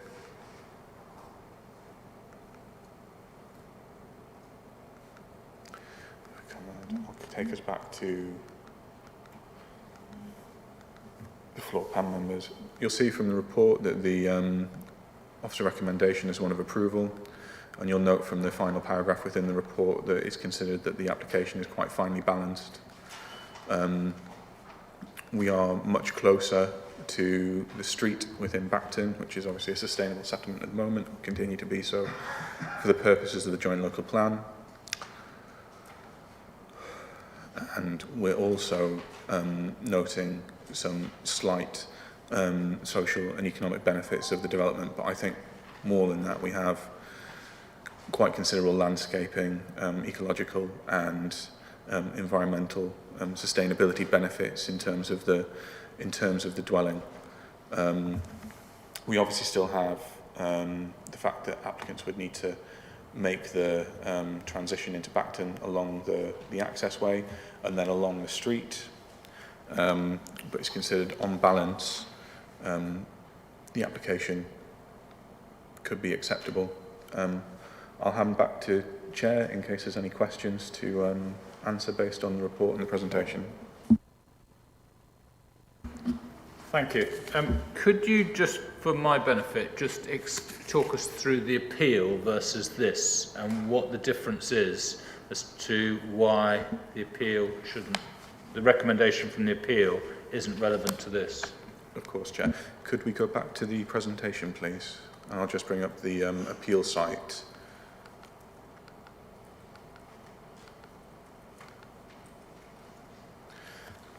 So this is DC 19-02745, and this was a site that was taken to appeal. We have the dwelling in this location at this point, far back within the site. The application we're looking at now places the dwelling far closer to the access. So we have the area of land for sort of meadowfield planting to the rear of these dwellings, and then the house this time would be positioned in this area. If I quickly bring up the appeal decision, as I suspect members are as well, you'll see that the appeal was dismissed. The conclusion given by the inspector in paragraph 26 was that it would be contrary to the development plan and there are no considerations outweighing this finding. With regards to the appeal, obviously we're dealing with a greater degree of separation from the village. We're dealing with a greater degree of distance in terms of making connection to the facilities and services within the village. It's important to note for this application and for the following application as well, members, that with the dwelling in this location, the appeal inspector found that paragraph 79 of the MPPF did not engage, and similar findings have been found within this report and within the following report as well.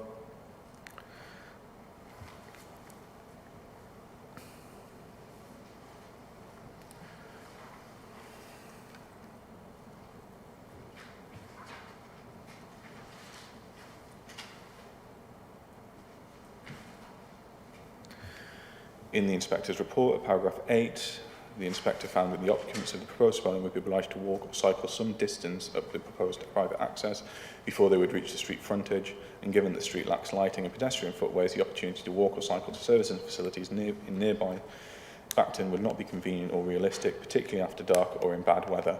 Given the location of the proposal, it's highly likely that a village would be accessed regularly by private motorised transport, although existing occupants of nearby dwellings may already choose to make such journeys.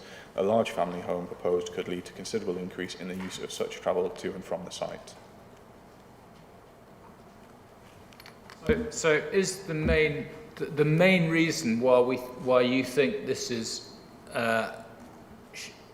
should come forward with the recommendation of approval, the main reason in this application rather than the next one is the moving of the positioning of the house much nearer to the village, and that's from what I've picked up, that is the main reason. Is there anything else I'm missing? Correct. No, that's it. But obviously the conclusion of the report is finely balanced. Yeah, and what is the distance it is being moved that makes so much difference? It's quite significant. It is quite a significant plot of land. It's about 0.48 hectares, and we're going from almost the back of the plot to the very front of the plot. Okay. So what is that distance? Do we have an idea? If you bear with me, I'll get you an accurate finding alone. Thanks. Councillor Mansel, do you want to come in? We're checking that out. Well, I wanted to ask about slide 7, which was rather skimmed over. I think it was slide 7, about some other plot of land in Bacton. Where is that in relation to the plot we're talking about now? And I'm not sure if I'm allowed to ask the other question, which relates to the fact that this application looks identical to the following one. And is that normal practice that we have two identical applications on the same plot? There's a slight technical difference. So let's just look at this. There is a slight difference. I'm sorry, I haven't spotted the difference. It's the type of application. Pardon? That's the type of application. One word different, okay. When we come to the next application, I'll explain the difference. I think there's just a concern that looking at the two applications concurrently, there'd be a bit of a confusion when we come to make determination as to which application we're actually determining, whereas presenting them separately will mean that we know exactly which one we're dealing with. Could I just ask that you speak into the mic, because I'm having trouble hearing. Apologies. Okay, so this is slide 7. This is the site of DC 1704991. This is the access route into this application site. these are the houses that we saw in those photos backing onto it, and this is the location of the dwelling in this instance. The previous application would have cited the dwelling further back within the site. This application was approved in outline for 5 dwellings. I think that's the right one, and has now become part of the settlement boundary within the emergent joint local plan. Councillor Eburn. Thank you, Chair. I was also going to ask what the exact distance was, because it looks only about 30 metres to me, and it doesn't look a huge distance that it's moved, so I'd be interested to know what that is. And also the views from the public footpath, do you have any views, any pictures to show us the view across from the public footpath, because presumably it's going to be quite an impact in the countryside in that field from those public footpaths. Thank you, Chair.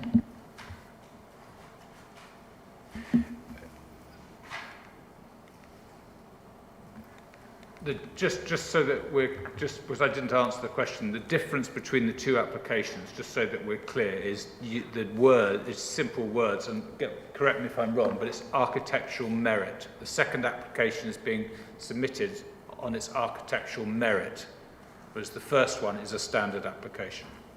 So they're 2 separate applications that we have to look at. The footpath runs down the other side of, microphone. The footpath runs down the other side of the hedge here, members.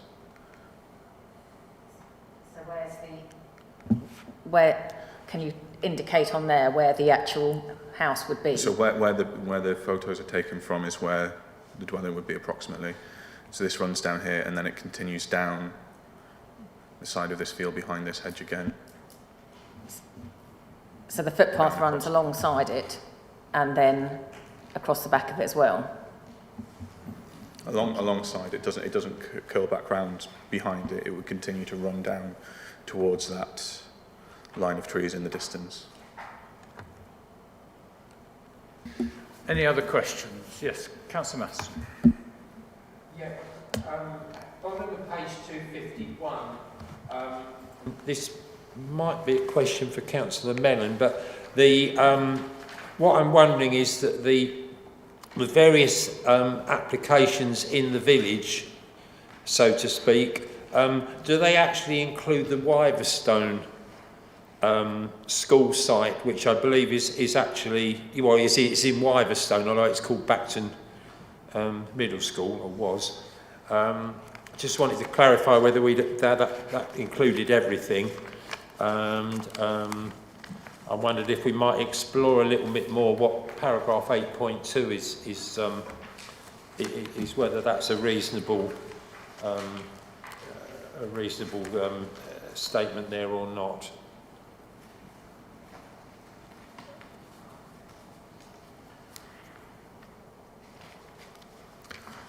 So with regards to the total number of units within Bacton, that doesn't include application within Wiverstone, although I'm happy to be corrected by the ward member, to my knowledge.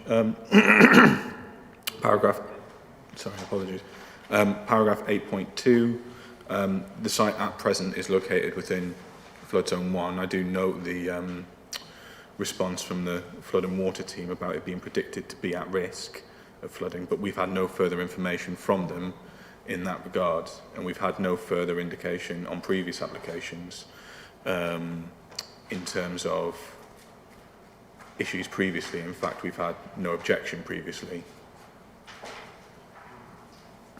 Okay, any other questions? Nope. Okay, so we'll move on. Thank you for that. So we now move on to public speakers. We don't have a representative from the parish. We do have a representative for the parish. My mistake. Mr. Chambers, welcome. You have 3 minutes. Thank you, Chairman, and good afternoon. Bacton Parish Council objects to this application in line with many of its residents who've taken the trouble to consistently respond in detail to the various applications for the construction of a property of significance on this parcel of agricultural land.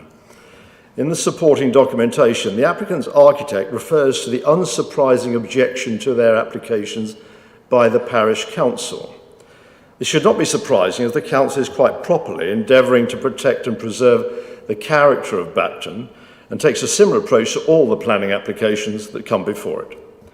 Members will be familiar with paragraph 79E of the National Policy Planning Framework on which this application relies, avoiding the development of isolated homes in the countryside unless the design is of exceptional quality, is truly outstanding or innovative, reflecting the highest standards in architecture, would help to raise standards of design more generally in rural areas, would significantly enhance its immediate setting and be sensitive to the defining characteristics of the local area. This cannot be regarded as an isolated site, being close to the centre of the village, even though it is outside the settlement boundary. Whilst the council considers it may be innovative, the design, materials and colour of the proposed building are at variance with the defining characteristics of the local area and will not enhance its immediate setting.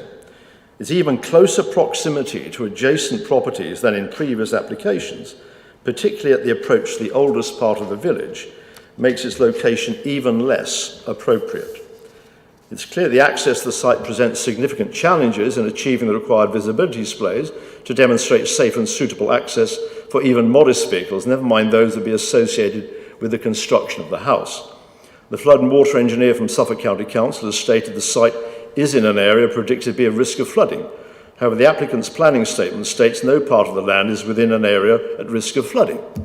Local knowledge would agree with the engineer, and the flood map confirmed this section of the street is always the first to be affected by surface water flooding, damaging adjacent properties, and leaving the road impassable. Bacton has already seen valuable agricultural land taken for development, with nearly 400 houses planned to be built in the next few years. Remaining land such as this site should not be the subject of any further residential development. Thank you. Thank you very much. Do we have any questions for the parish councillor at all? No? Okay, thank you very much, thank you. Next we move on to the ward member. Councillor Mellon, welcome. Over to you. Thank you, Mr. Chairman. Committee members will have seen that I have called in these two applications for consideration by the committee, and they are essentially the same, two different attempts at the same goal. The design, as you will have seen, is different. In fact, you could go so far as to describe it as ambitious. I can quite imagine Kevin MacLeod getting his teeth into this project. I have no particular problem with an ambitious design, but I think we do need to have consistent decision making, and this is what policy requires and what the community of Bacton expects.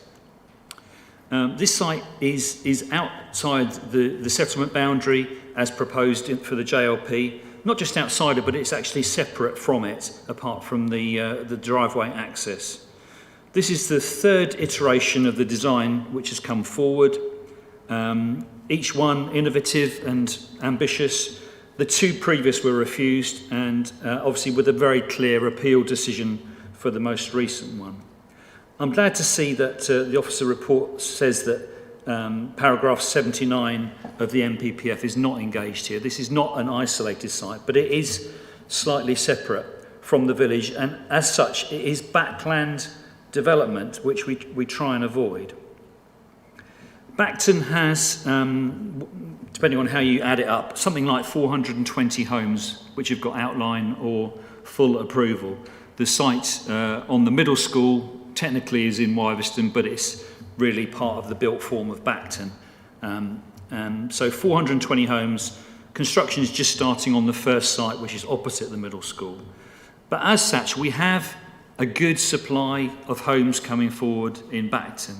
This site does not really add anything to the supply of homes for the village.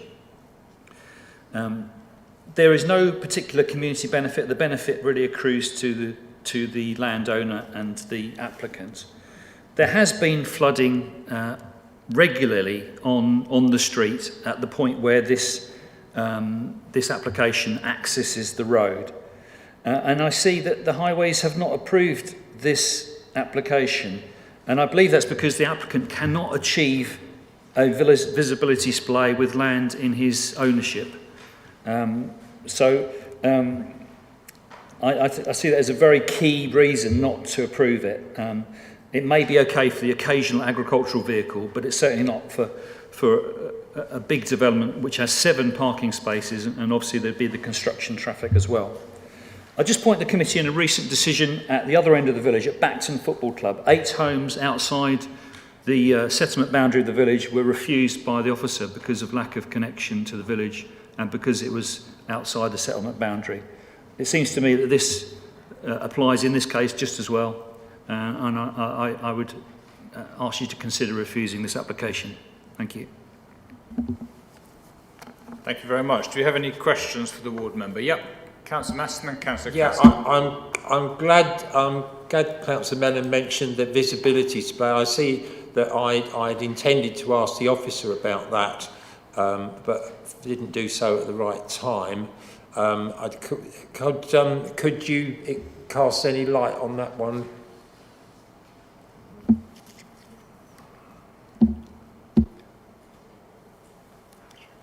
If I can just come in at that point. Ultimately, your officers have decided not to go forward with a recommendation of refusal on highway matters, given a couple of circumstances, one being an existing access, and B, being the appeal decision didn't pick up on it either. So we didn't feel it was substantial grounds to recommend to members. Obviously in the debate you may feel otherwise, but we have placed a recommendation for a condition for visibility to be achieved. Ultimately, if the applicant is unable to achieve that condition, they can't get any further with the application. Councillor Caston. Thank you, Mr. Chairman. Could I ask Councillor Mellon if he knows what actual use the land is? I know it's agricultural use at the moment, but what it's actually currently being used for or has been used for historically? As far as I'm aware, it's been in the applicant's ownership for some time. He's not a farmer. He's just been basically mowing it at various times, allowing biodiversity to develop, but certainly not in productive use. Any other questions? No? Okay. So, members, we've had all the information put before us. It's up to us to discuss, debate and to come to a conclusion. Councillor Eburn. Thank you very much, Chair. I find this application remarkable in that why it's coming forward again. The only difference I can see is it's moved a few metres nearer to the houses. So in that respect, you probably wouldn't want a massive great house at the end of your back garden. I think the... Sorry, you wanted to know when the movement of the distance. Is it 150 metres? Thank you. Thank you. Thank you. And I think one of the key things that we look at is public benefit. What's the community benefit from a planning application? And it doesn't appear to me that there is any from this particular site. As paragraph 79 of the NPPF, it does not significantly enhance the setting or the characteristics of the local area. There's no footpath on the street at that point of Bacton, so I suspect that the owners will be driving in and out down their long drive to get to any services. And I really can't see that there's enough difference from the previous applications, and particularly the appeal, that we should be recommending approval. So I would be strongly against this application, and I know I'm first to speak, and I would be happy to put forward a recommendation for refusal, but I realise I'm the first to speak, and I wouldn't know yet if I've got support for that. And I think the grounds would be, it's not an appropriate location, it's contrary to spatial strategy, the lack of opportunities for cycling and walking, it's within the countryside, not next to the settlement boundary, etc., FC1 policy and so on. Thank you, Chair. Thank you. Councillor Muller, you next.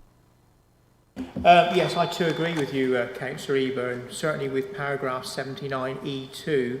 I do not think that it significantly improves the setting, and it's not sensitive to the characteristics of the local area, but also on paragraph 127C, I do not think it's sympathetic to the local character and history, including the surrounding built environment and landscape setting of Bacton. I think that's really important.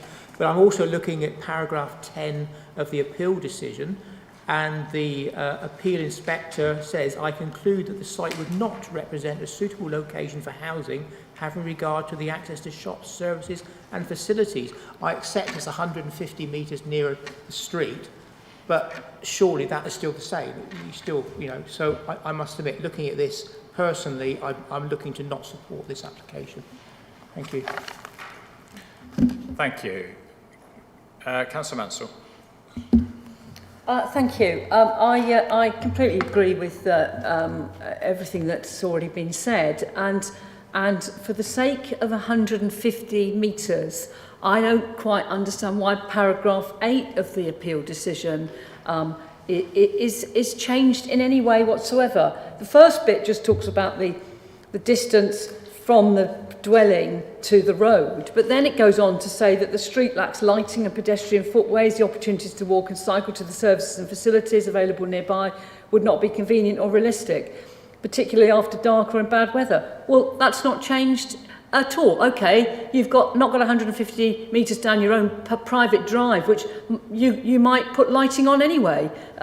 So I really also completely agree with Councillor Eburn as to how come this is being recommended for approval when the appeal decision they don't seem to have mitigated that at all. Personally, I don't have a problem with the design. I'm quite in favour of modern buildings, but the inspector has decided that this is an unsuitable place for residential development, and I agree with that. So I too am not going to be supporting this application. Thank you. Councillor Matthissen. Thank you, Chair. Yeah, I looked at some rather different paragraphs of the appeal decision, actually, 22, 23, 24. Sorry, yeah. Yes, the paragraphs of the appeal decision, 22 and continuing, and what the inspector was saying there was that the benefits in terms of the three legs of sustainable development according to the NPPF, that the supply of housing contribution would be minor, which we can see in one unit, and that the economic benefit, as we know routinely, of building one house, even a large one, is limited. And the inspector didn't discuss the environmental benefits directly, but did then go on to balance those with the degree of harm in respect of the location, and obviously we've heard it's contrary to various of our local plan policies regarding the settlement boundary and so on. So given that it's finely balanced, and the officer is offering us that point, it is. It seems to me that the inspector was finding that the benefits did not outweigh the harm, and so really the reduction of the breaching of policies is well, I think negligible almost. So yeah, that was my main conclusion really, that it didn't, the inspector's decision was relevant, and that it's not changed sufficiently. Okay, thank you. Councillor Castor. Yeah, this design I absolutely love. I think architecturally it's a really good design. It's something I'd like to see more of in Mid Suffolk. I really do like it, but what councillors are saying here is quite true. I can't really see a massive difference between the result of the appeal and what we're looking at now. Yeah, connectivity and sustainability are a real issue for this site. I almost think something that a dwelling that looks like this is worth making a few exceptions on sustainability, because it's just so different and so forward thinking. But as the other councillors have said, I think there are issues with this, and we need to look into those quite closely. But yeah, I'm all for buildings that look like this. Councillor Meyer. Yes, interesting. Character of the area. Open farmland with nice sweeping vistas, and we want to plonk a modern building quite close to existing houses. I think we are impacting the character of the area significantly, and I struggle to see the movement closer to the village outweighing that. You know, benefits, what benefits? Benefits the owner. It's one house, so it's hardly affecting housing supply. So no, I can't see there's enough change to warrant overturning or ignoring the appeal decision. I shall be against this. Thank you. Everyone's spoken who wants to speak? Okay. So, members, we've had it proposed for refusal by Councillor Eburn, but we haven't had a second there. Oh, there's a rush there. Who was first? Did you see? Councillor Muller. Okay, so now we're going to just need to run. Now, I think actually everyone has given the same reasons, quite frankly. The reasons are, as laid out, in the appeals. In the appeal paper, which is in our late papers, and all the reasons for refusal that are laid out in those papers are the same reasons that we would judge to give. Is that correct with you, Councillor Eburn and Councillor Muller? So are we, John, how do we play this? Because we don't need to read through all the bullet points of the appeal decision, but it's clearly laid out there. What do you need from us, and what does the governance officer need? Yeah, I'm a little uncomfortable taking it directly from the appeal on the basis that the appeal is technically a different application and a different site. And I appreciate the debate that members have had, but you know, we have to take into account that this is a different proposal before us. It is in a different location. There's a debate of how much change that location is and how it affects everything, but it is a different location. I have been tapping away, bearing in mind and working from the appeal decision, from what members have said. I have got something, if you want me to read that out, if that would help. But I'm hopefully this covers it. But it is quite long, so you're going to have to bear. I've got a list as well, so okay, well, we'll work together on that basis then. Hopefully not too long, but it does need to be comprehensive in the context of this particular proposal. So take a deep breath. So I've, like I said, I have borrowed quite a lot from the appeal, but it has to be applied to this individually. The site and surrounding area are within the countryside, outside of any settlement boundary, as defined by Mid-Suffolk's Local Plan 1998, as amended by the Core Strategy 2008. Policy H7 of the Local Plan and policies CS1 and CS2 of the Mid-Suffolk Core Strategy, as reviewed under the Focus Review, aim to protect the landscape quality and character of the countryside for its own sake by restricting development in the countryside to that is essential for the efficient operation of agriculture, forestry and appropriate recreation. New residential development is directed normally to take the form of infilling within settlement limit areas, boundaries, and in this case it's considered there is no agricultural, horticultural or forestry need for any new dwelling or other exceptional reason, and so any residential development of any kind would be contrary to the adopted policy and does not enhance the surrounding area. To continue, some services to ensure sustainable development are supported, Some services to ensure sustainable development is supported that are within 2 kilometres of the site. However, the route to access these services is not suitable by reason of lack of lit footpaths, leading to potential conflict with traffic and are likely reliant on the private motor vehicle. This would increase in traffic and result in less integrated communities. The rural character of the area is considered, and in some instances walking along unlit areas or areas without footpathways is accepted. The route to services in this case would lead to travel along roads not suitable for such travel given road speeds and the nature of the road network. There is insufficient access to public transport alternatives available within short walking distance from the site to otherwise outweigh the considerations of the location and poor access to services outlined. In conclusion, the site would not provide an appropriate location for new housing in relative to its connectivity to nearby facilities and services. It would therefore fail to comply with the requirements of, there's quite a few, paragraphs 11, 78, 79 and 102 of the NPPF. As such, it is considered that the proposal represents unsustainable development contrary to the NPPF, policies of the development plan as referenced above, and policy FC1 of the core strategy focus review, and the public benefits are not considered to outweigh the harm identified. I was just waiting for you to get to FC1 so I could tick that one off. Thank you. Okay, are you happy with that? Are you happy with that? Okay, on that basis, we'll go to a vote then, please. Thank you, Chair. So the vote has been amended to read refusal for the reasons read out by the Area Planning Manager. Members, if you go to your ModGov app, that vote is in progress. Councillor Hicks, can I take... I'm now logged in. You are logged in. Councillor Field, can I take your vote, please?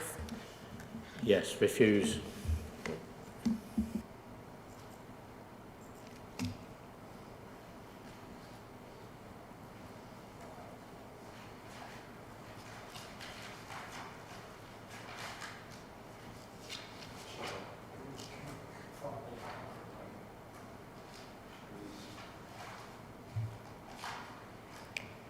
Thank you, Chair. That's 8 votes for refusal.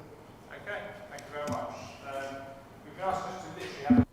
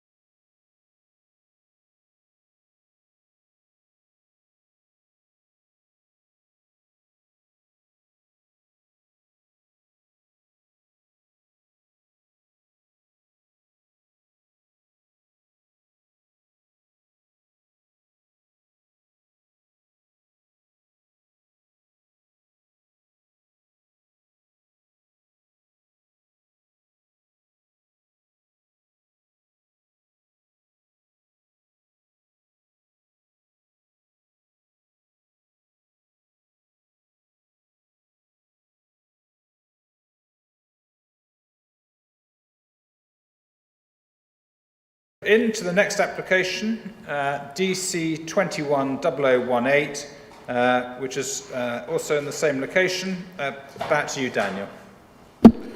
Thank you, Chair. So yes, we are looking at the same location. We are looking at a design which is the same as we have previously looked at.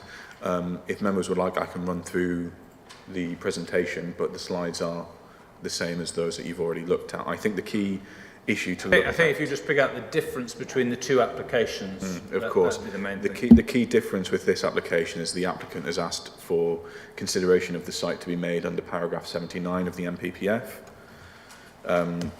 with specific regard to section E. So paragraph 79 is obviously planning policies and decisions should avoid the development of isolated homes in the countryside unless one or more of the following circumstances apply. And obviously point E is on the design is of exceptional quality and that is truly outstanding or innovative, reflecting the highest standards in architecture and would help raise standards of design more generally in rural areas, and would significantly enhance its immediate setting and be sensitive to the defining characteristics of the local area. So there's 2 points there, members, and the application would need to satisfy both. Can you just run through those 2 points? Yes. So the first is that the design is of exceptional quality and that it is truly outstanding and innovative, reflecting the highest standards in architecture and would help raise standards of design more generally within rural areas. The second point is that it would significantly enhance its immediate setting and be sensitive to the defining characteristics of the local area. Enhance setting and... So, and be sensitive to the defining characteristics of the local area. Now, obviously, members, from the report, you'll see that in considering the appeal inspector did not consider the site located further away from the one we're considering now to be such that paragraph 79 would engage. And therefore, within this report, paragraph 79 is also considered not to engage, insofar as we are adjacent to the settlement boundary. So while we are within the countryside, within the terms of planning policy, we are close to the village of Bacton. That is the difference between the two applications. So location is the same, the design brought forward is the same. The applicant has asked that we make consideration under paragraph 79. However, given that the appeal did not consider paragraph 79 to apply to a site more removed from the application, it's not been brought forward within the report for you on this site either, members. If I pass over to members, or if I quickly pass over to the area planning manager. Yeah, I'm a bit concerned. This sounds a little bit confusing. The application you have before you is exactly the same as the one you just determined. That is it in a nutshell. The applicant has the right to put as many applications as they so wish, and we are, as a local planning authority, have to determine each and every one of them. Ultimately, the emphasis of the applicant is that this one, he feels, should be put forward in terms of paragraph 79. But we have to consider the entire development plan, all material considerations, and the NPPF taken as a whole. So, in effect, our considerations as planning officers are exactly the same. Councillor Eburn and Councillor Mansel. Yes, thank you, Chair. I'm a bit concerned that given we've previously said that paragraph 79E, bullet point 2, as it were, we've included in a refusal. Surely then it would be at odds for us to then turn around now and say that bullet point is now not applicable. Can you just confirm that? I know it's an odd question, but I just want to be clear that we're not... The old average comes into it, which is every application on its individual merits. Thank you. Thank you, Chair. I'm still completely and utterly confused, which is quite unusual for me, because usually I understand things. And maybe I misheard. Can someone just clarify that the 2019 version of the MPPF is the one we're talking about? Because I thought that the planning officer mentioned paragraph C of 79. number 79. 79, but I thought he said C. E. Oh, right. Sorry, I did say I was having trouble hearing him. Thank you for that. So anyway, that was my main question, and I'm still just at a complete loss as to why this is different from the other one. The only thing I spotted on the papers, on page 297, the very first line where it says description of development, does not include the word full, but this is a full planning application. So I'll give my version. If I'm wrong, I'll ask John Popeman-G to come in. So the difference between the two is this one is being considered on its architectural merit. But under paragraph 79E of the MPPF. No, that's not quite correct. We're not restricting our considerations down to just purely that. As a planning authority, we have to consider all material considerations and the current policy context. The applicant has submitted this as a second application. We get this quite often in terms of duplicate applications when a developer wishes to go and appeal early one application but keep the other one running. That happens quite a lot. In this case, the applicant is sought to emphasise that he kind of wants one to be considered as a standard application, the other one to be considered on its merits in terms of paragraph 79 and its innovative architectural proposal. Ultimately, that might be what they want, and I'm going to get myself in trouble here if anyone else helps me out, but what we have to do, regardless of what their wishes are, is determine them as is. So just to be clear, the applicant can put in as many applications as they so wish. They have put in 2, and they're guiding us to look at a particular paragraph under this one. But the point that the planning officer is making is you can't just look under one part, you have to look at it in the round. So, but the applicant has the right to, if they pay the fee, they can put in an application. I'm not denying that they can put in as many applications as they like, but, That's the difference. Well, to my mind, there isn't really a difference, as has been outlined by the planning officer, is we have to look at it as whole and how it fits all policies, not just one paragraph of a policy. Exactly. Okay, Councillor Eburn. Thank you, Chair. So presumably we should still go through the parish council and everybody else to make sure that everything's covered. Yeah, thank you. Yeah, apart from Rachel's already said what I was going to say, but I wonder whether we might have the full wording of 79E up on the screen when we get into the debate. It might help us a bit. Councillor Field. I was just trying to be clear. Paragraph 79 talks about isolated homes in the countryside. So paragraph 79 does not engage. And therefore, it doesn't matter where E sits, it's a sub-condition within paragraph 79 that doesn't engage.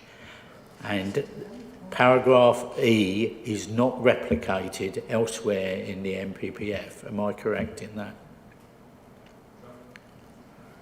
In other words, we can't engage paragraph E without paragraph 79 being engaged as a totality. No, it doesn't engage anywhere else. It is just in paragraph 79. Any other questions before we move on?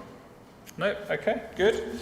So we now move back to the Parish Council. And Mr Chambers, back to you again. Thank you, Chairman. David Chambers.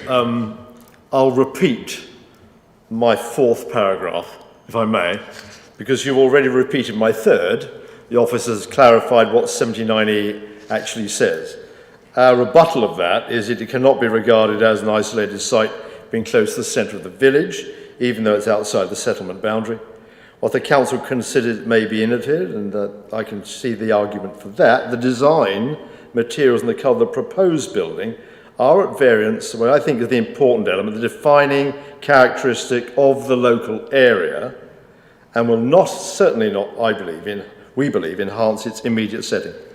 And it's even closer proximity to adjacent properties than in previous applications, particularly as the approach to the oldest part of the village makes its location even less appropriate. And again, we would not wish to see valuable agricultural land being used in this way. Thank you. Thank you very much. Do you have any questions for the Parish Council? No? Okay, thank you very much. Over to the ward member. Thank you, Chair. I don't really have anything to add to my earlier comments. It does seem to me that this design is innovative. It's outstanding. It could be a really nice house, but I think the points I made earlier apply to this application as they do to the previous one. Thank you. Do we have any questions for the ward member? No. Okay, so it's over to us again to discuss, debate. Councillor Mansel and Councillor Miller. Thank you, Chair. I've already said what I think. I think this application looks identical to the previous one, and I think Councillor Fields hit the nail on the head.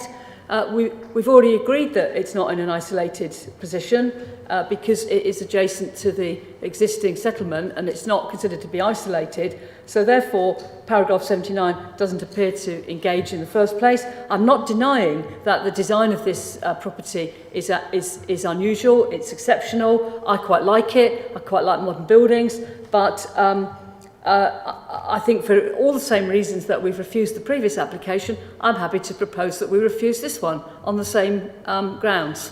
Thank you. Councillor Miller. Yes, I totally agree with what Councillor Mansel says, and I'm happy to second refusal on this application. Thank you. Thank you. Anyone else wish to speak?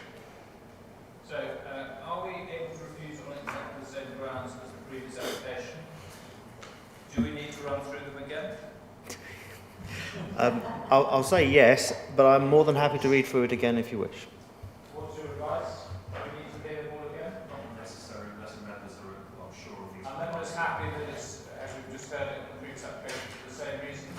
Yeah, okay. We'll go to a vote on that basis then.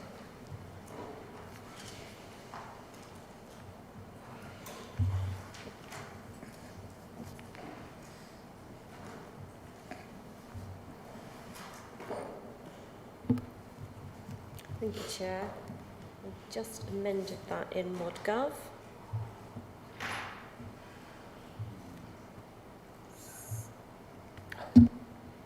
So we have that application DC 2101188 be refused for the same reasons as application DC 210. Hold on. 0024. Yeah. Did I get the right numbers? Yeah, I seem to have some extra, there we go, wording at the end.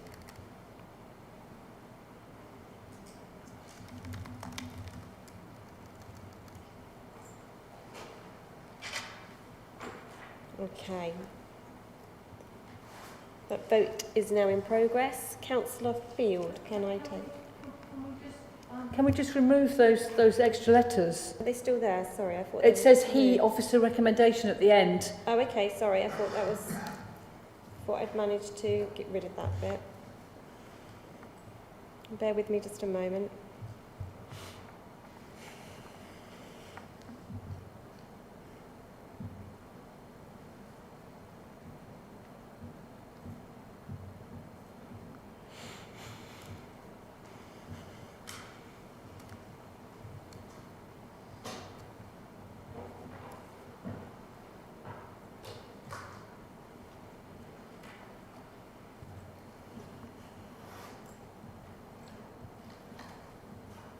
Okay, that should now read correct.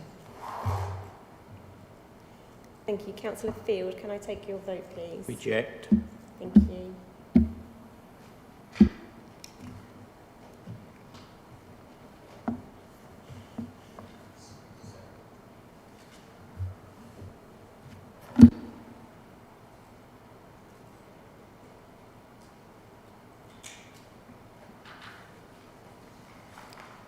Thank you, members. Chair, that's 8 votes for refusal.